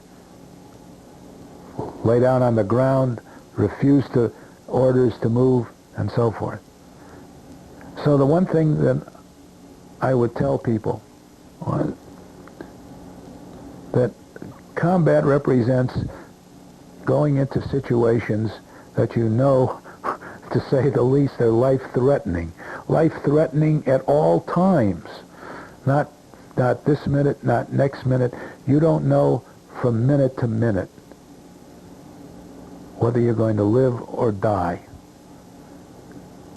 when you're actually fighting. I'm talking about the actual part of combat. When you are shooting and someone is shooting at you. And so, if you live in fear all the time, you have no chance of ensuring yourself that you're going to get through it at all, because you're not able to function properly. What I learned early was I was afraid. There was no question. I was afraid as I watched others around me get shot, die. I knew it could happen to me, but I couldn't say, I want to stop right now because I might die in the next 5 minutes. I had to put it out of my mind. I had to overcome this fear and say to myself, I will survive. The chances are on my side. The odds are in my favor because everyone doesn't get shot. 1 out of 2 don't get shot. 1 out of 3 don't get shot. Beyond that, I don't want to go. But I can't sit and think constantly that I am about to die, because I will go crazy. And I only could tell others that combat is a situation where you live in fear, but you overcome the fear. You have to overcome it. And you remember all the things that you've been told to survive. You must keep those in mind all the time. So it's a situation where you're thinking, you're not leaving it to others. If you want to survive, you have to know to keep your head down. You have to know how to, with your equipment properly and under adverse conditions. So you've got to be aware of what you're getting into, and when you are, you have to learn to adapt, because situations in combat change all the time. And all I could describe to anybody as far as combat is concerned, it's a horrendous situation. It's horrible. It's life-threatening, all the rest. But there is a worthwhile goal that you're pursuing when you're fighting. And if you keep that in mind, that the objective is to eradicate the enemy, then you can get through it. But it is not a normal situation that people run through in civilian life in the non-combat arena. and so it's different. It could be horrifying at times, always life-threatening. But you think about surviving and why you want to survive, what's waiting for you if you do survive, and you can make it through. And after you go through this type of situation day after day, I won't say it becomes routine, but you understand more that this is something that becomes almost normal to you. In other words, yesterday isn't a lot different than the day before, than the day before that, and tomorrow isn't going to be much different, so you know what to look forward to. It's no longer like the first time you go into combat and you're fearful and you wonder whether...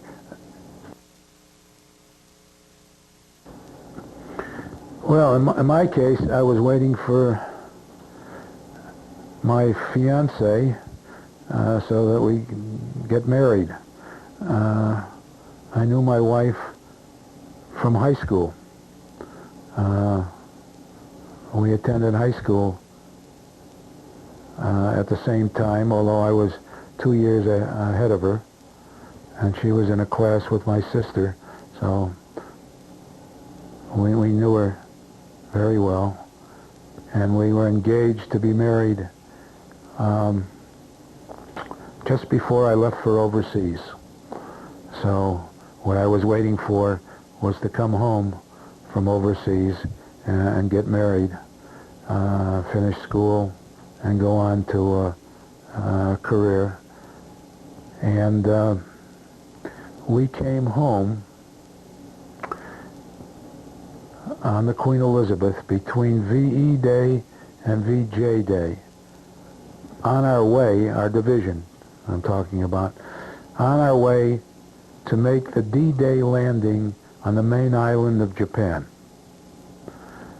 Since the war wasn't over in Japan, and we didn't know anything about the atom bomb, our division was the first one picked in Europe from the 7th Army to leave Europe and go through the United States to Okinawa, which is a staging area for the landing in Japan in November 1945.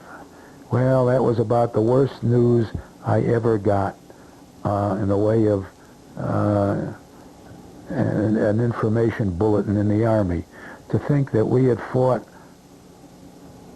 the European war through all the 4 campaigns in Europe, from Normandy to the Brenner Pass, and now we were going to make the D-Day landing. We knew how horrible D-Day was on June 6, 44. To think that we were going to land against the Japanese, who were happy to die for the Emperor, was a horrible, horrible thought. And the morale of our division went from 100% down to 2% overnight. But we had no choice. They took the division out from occupation in Austria, and we headed for England through France and got on the Queen Elizabeth, the largest troop ship in the world, and the only sailing of its kind in history. I don't know if I told you about it before. All right. So we came back to the United States and we got married immediately. I mean, a week after I arrived home, we had our wedding and we were off on our honeymoon. And when Harry Truman dropped the first bomb at Hiroshima, and almost at the end of the honeymoon, they dropped the second bomb at Nagasaki, and the war was over. And we interrupted our honeymoon to come back to celebrate with everybody back home in Chicago right after VJ Day. So it all ended very happily, and I got out of service at the very same time I would have made the D-Day landing.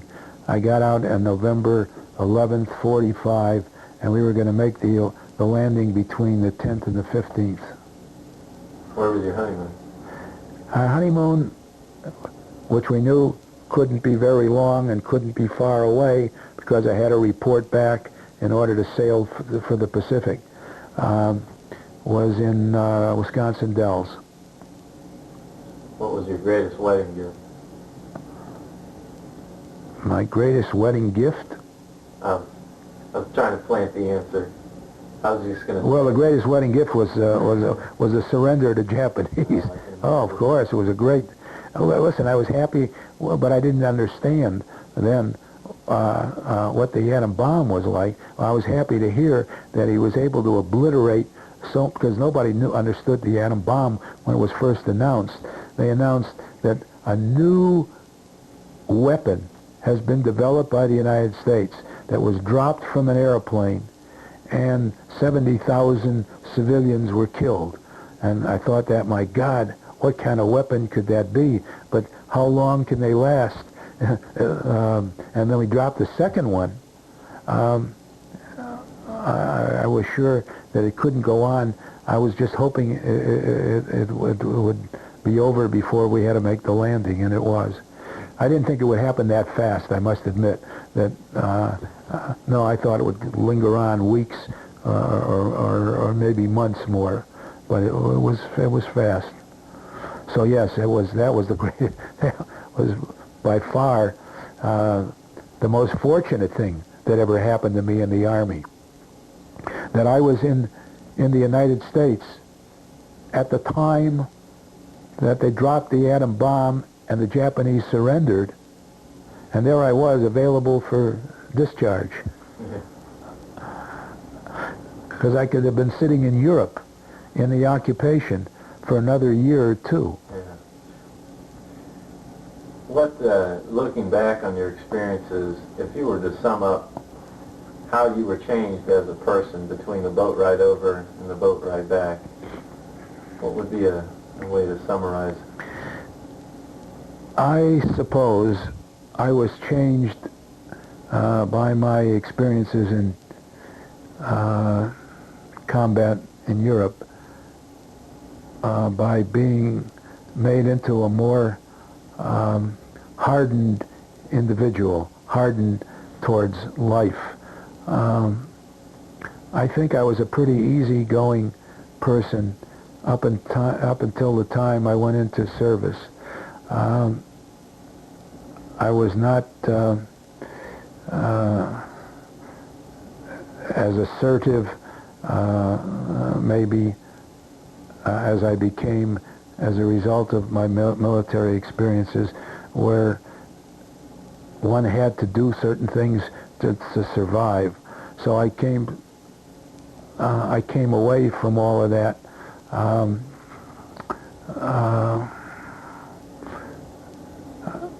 Less fearful of life, for sure, because of what I had been through and had survived. I was not, I guess I can say, not the type of person I would have been had I just gone on to school and had a normal career. I won't say I was aggressive, but some might say that about me.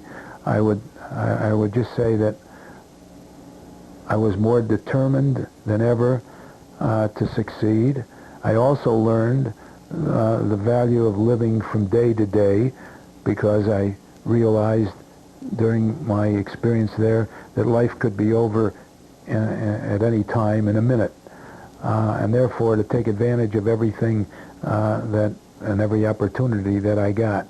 And I tried my very best not to miss out on any opportunities that were offered to me. And there were a number of them that I know, had I not had the military experience, I would have passed up. I would say, well, they could wait. Maybe someday I'll think about it and do it. I didn't believe that anymore as a result of what I went through. Took advantage of them, and I must say some of them were almost amazing, but were out of the ordinary, definitely. But I'm glad that I did everything the way I did after I came out of service, and I have to attribute any success that I had in my career to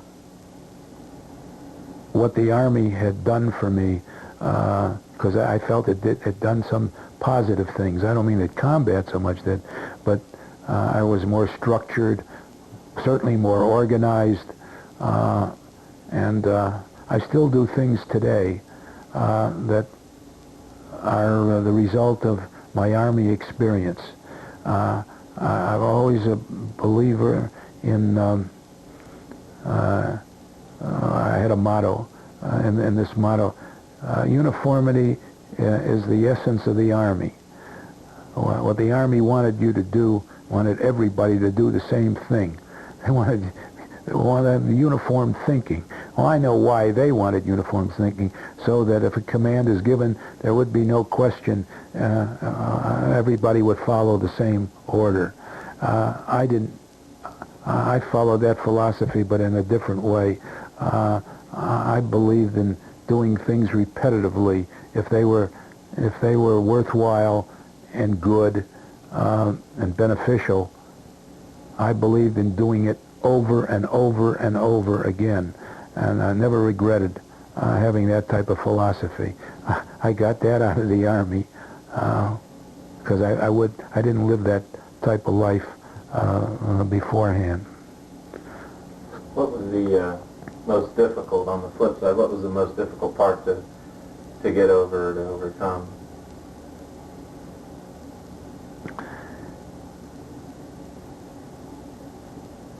Getting used to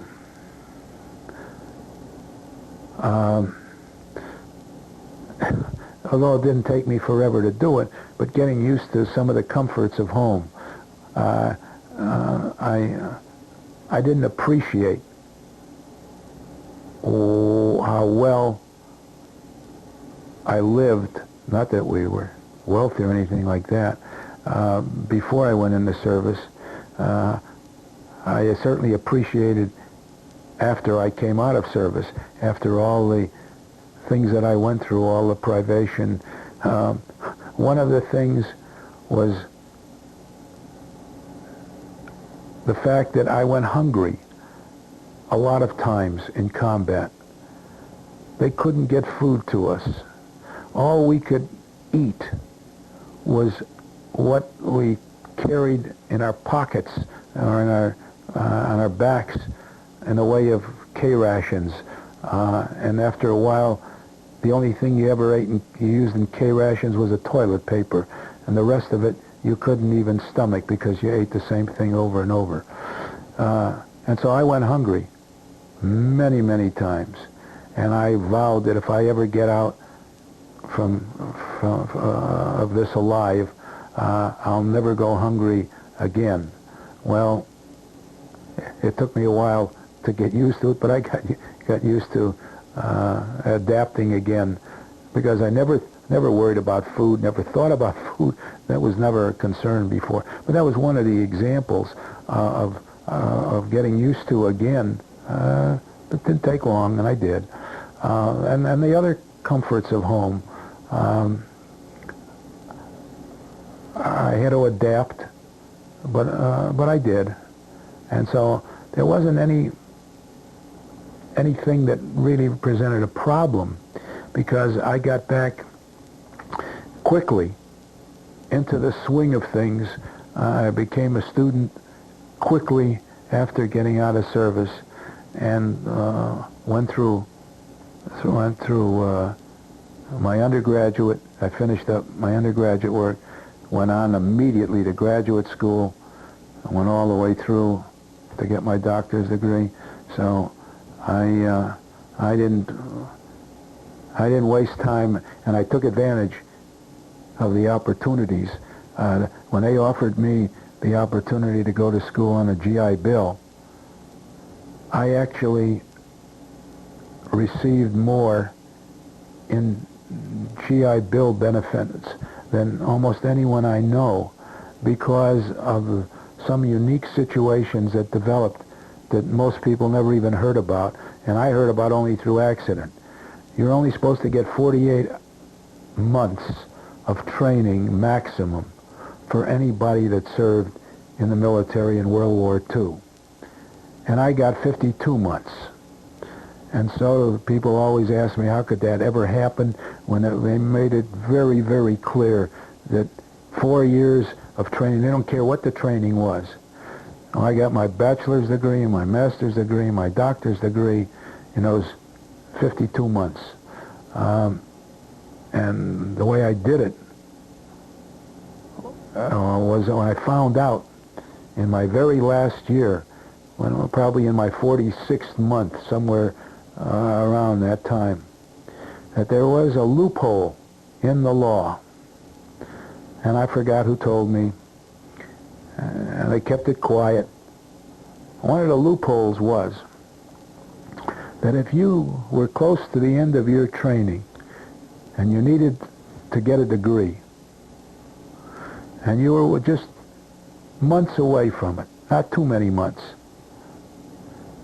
that if you were willing to pay back to the government all the time that you had spent on weekends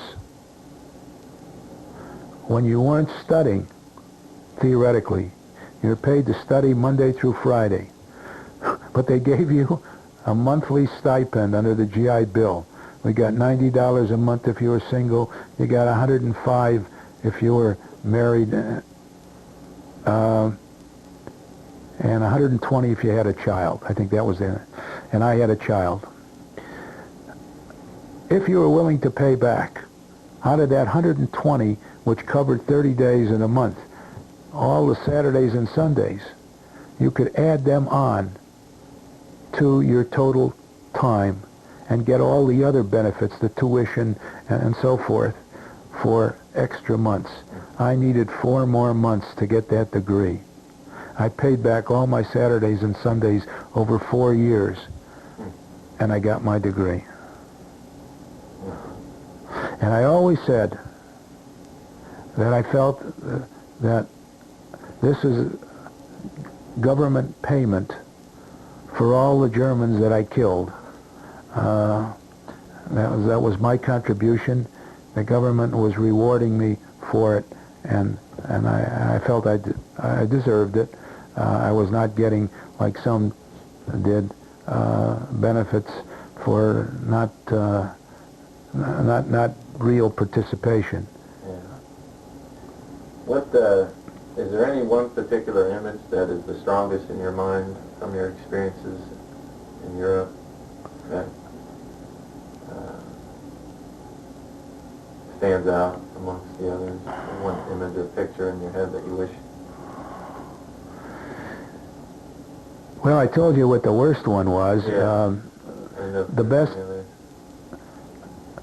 that represented your experiences, that you kind of rose above your other images. I guess if I had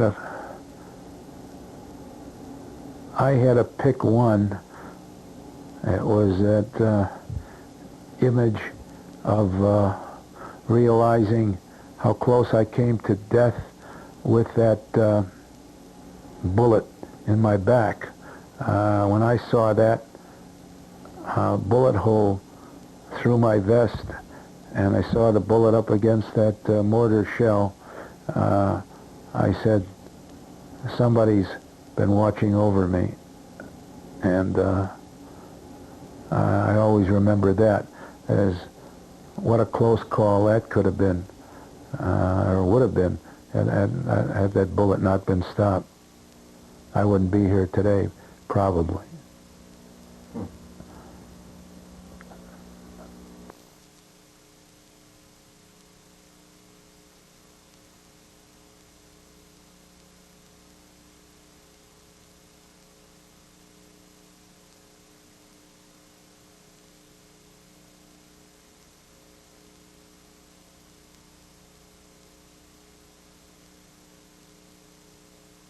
My home, and I was tied in with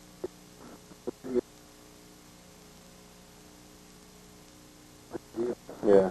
but I had my own office. I even had a private entrance on my other house, so people could come right in. And that worked out pretty well.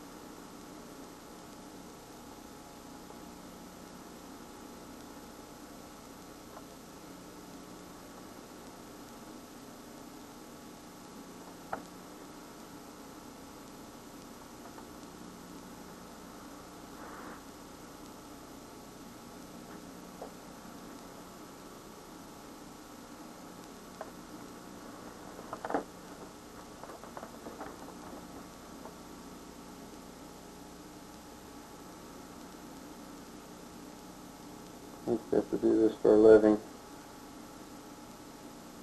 Photograph pictures. A couple big projects we did. And I tell you, you can go nuts doing that. You might have a tiny little photograph this size. You gotta blow it up. Well, what I'd have to do,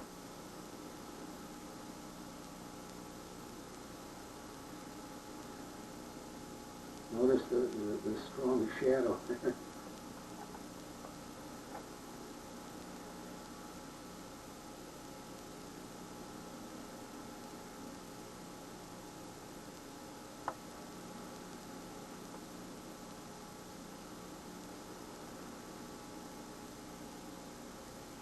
But you can't imagine what a big deal it was to take pictures and then get them developed. You waited weeks. oh yeah, Weeks. Sent away for them.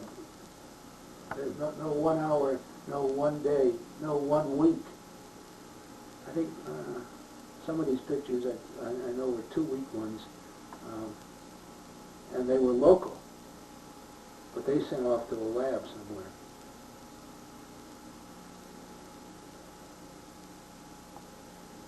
huh.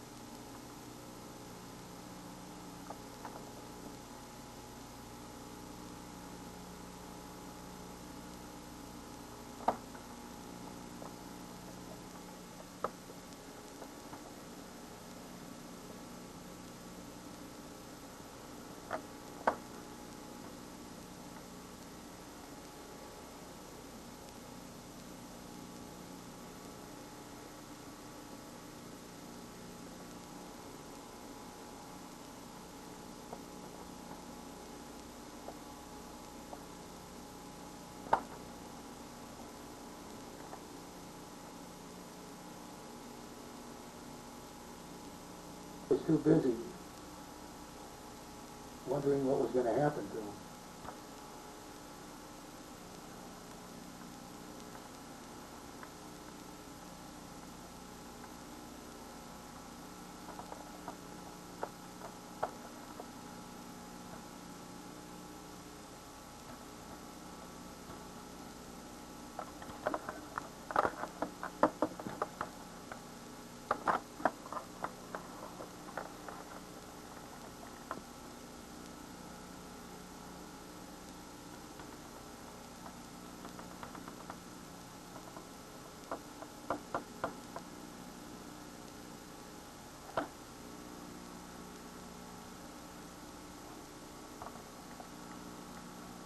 It was a miracle that we ever got a picture like that, because nobody had a camera. D-rations and D-rations.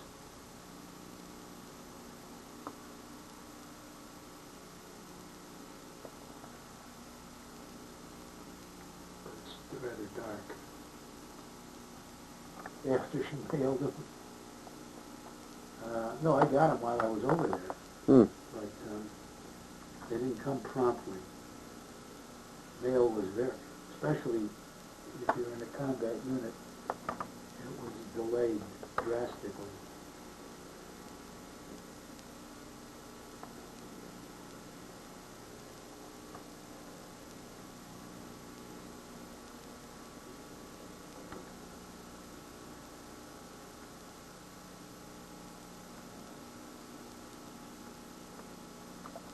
Well, it was two battalions, two German battalions against one American infantry company, 2 battalions and 5 tanks. And they never got through.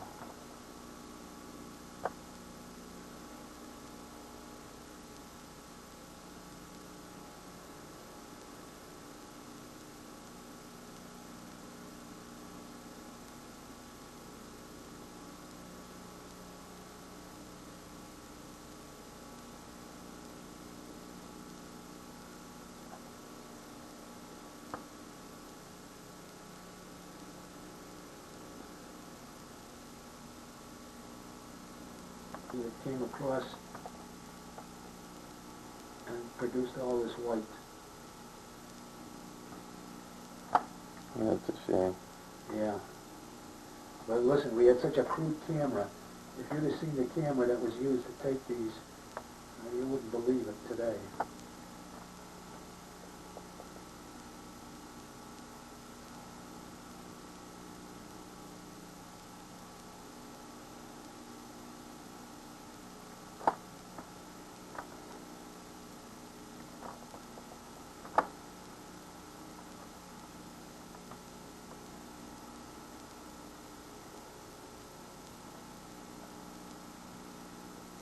It hasn't changed. But my daughter, who knew all about Marlene Dietrich, couldn't get over it. I'd never told her about it. And my brother hadn't heard anything about it either. So the two of them, It was the first time. right on the spot. I mean, they didn't waste a minute. They got up, jumped in the car, ran over, and made copies. They were so excited.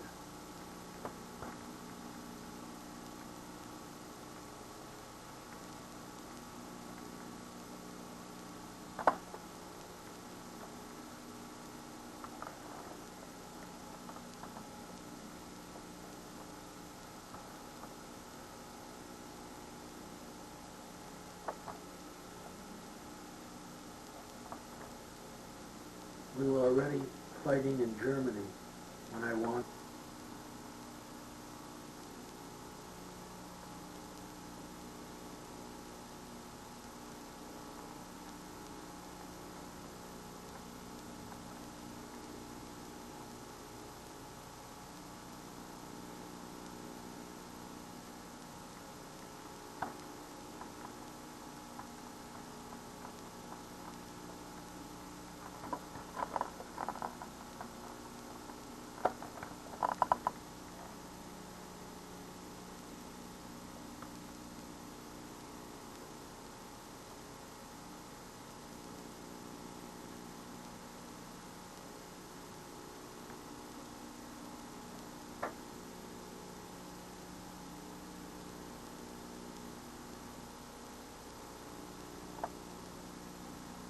And everybody in Chicago who knew me, you know, and saw and happened to see the picture, were excited.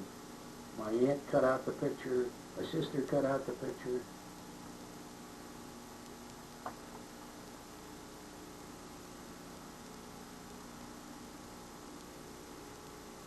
So his widow, after he was killed, called up the Pentagon and asked what she could do now that her husband was killed. Oh, her husband was killed and her son was killed. I forgot. 2 McNairs were killed. When she asked what she could do to help the war effort. And that's when they, PXs. That's how she happened to be brought over. I mean, a civilian to be brought into a wartime area. Very unusual.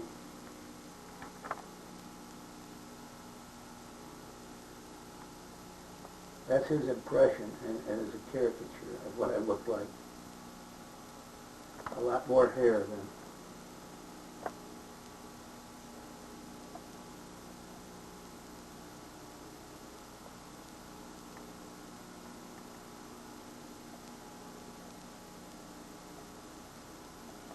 So after those other pictures you just got through, not taking drawings. Yeah. I think I gave him 10 francs for that. Like, Fine.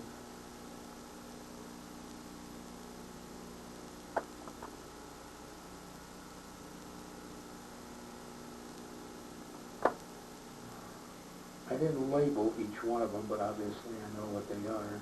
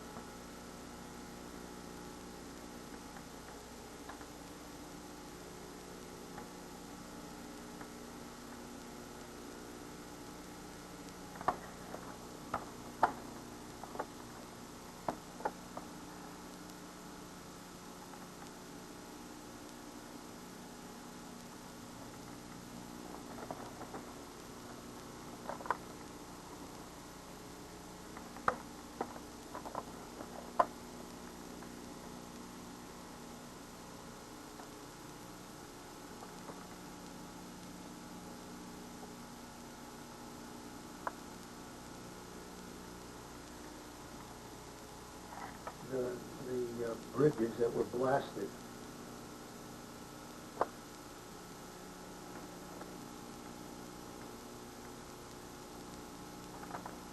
We had we had our full infantry company attacking. We had 125, 150 probably.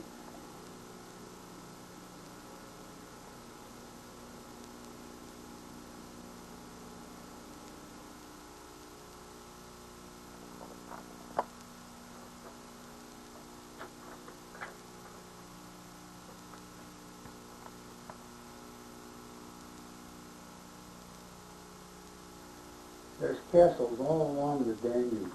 That's where they built them in the 15th, 16th, 17th centuries. So they became German outposts.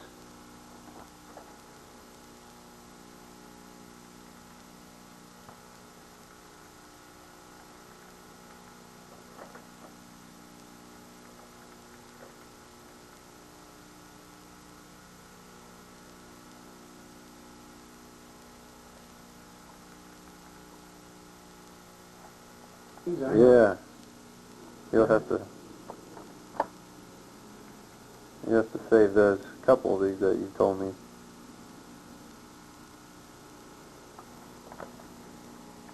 Well, if we didn't go through this, I wouldn't automatically recall all these stories. Yeah. So this helps to refresh the memory. Yeah, I'm wondering if I should go through pictures before I do interviews.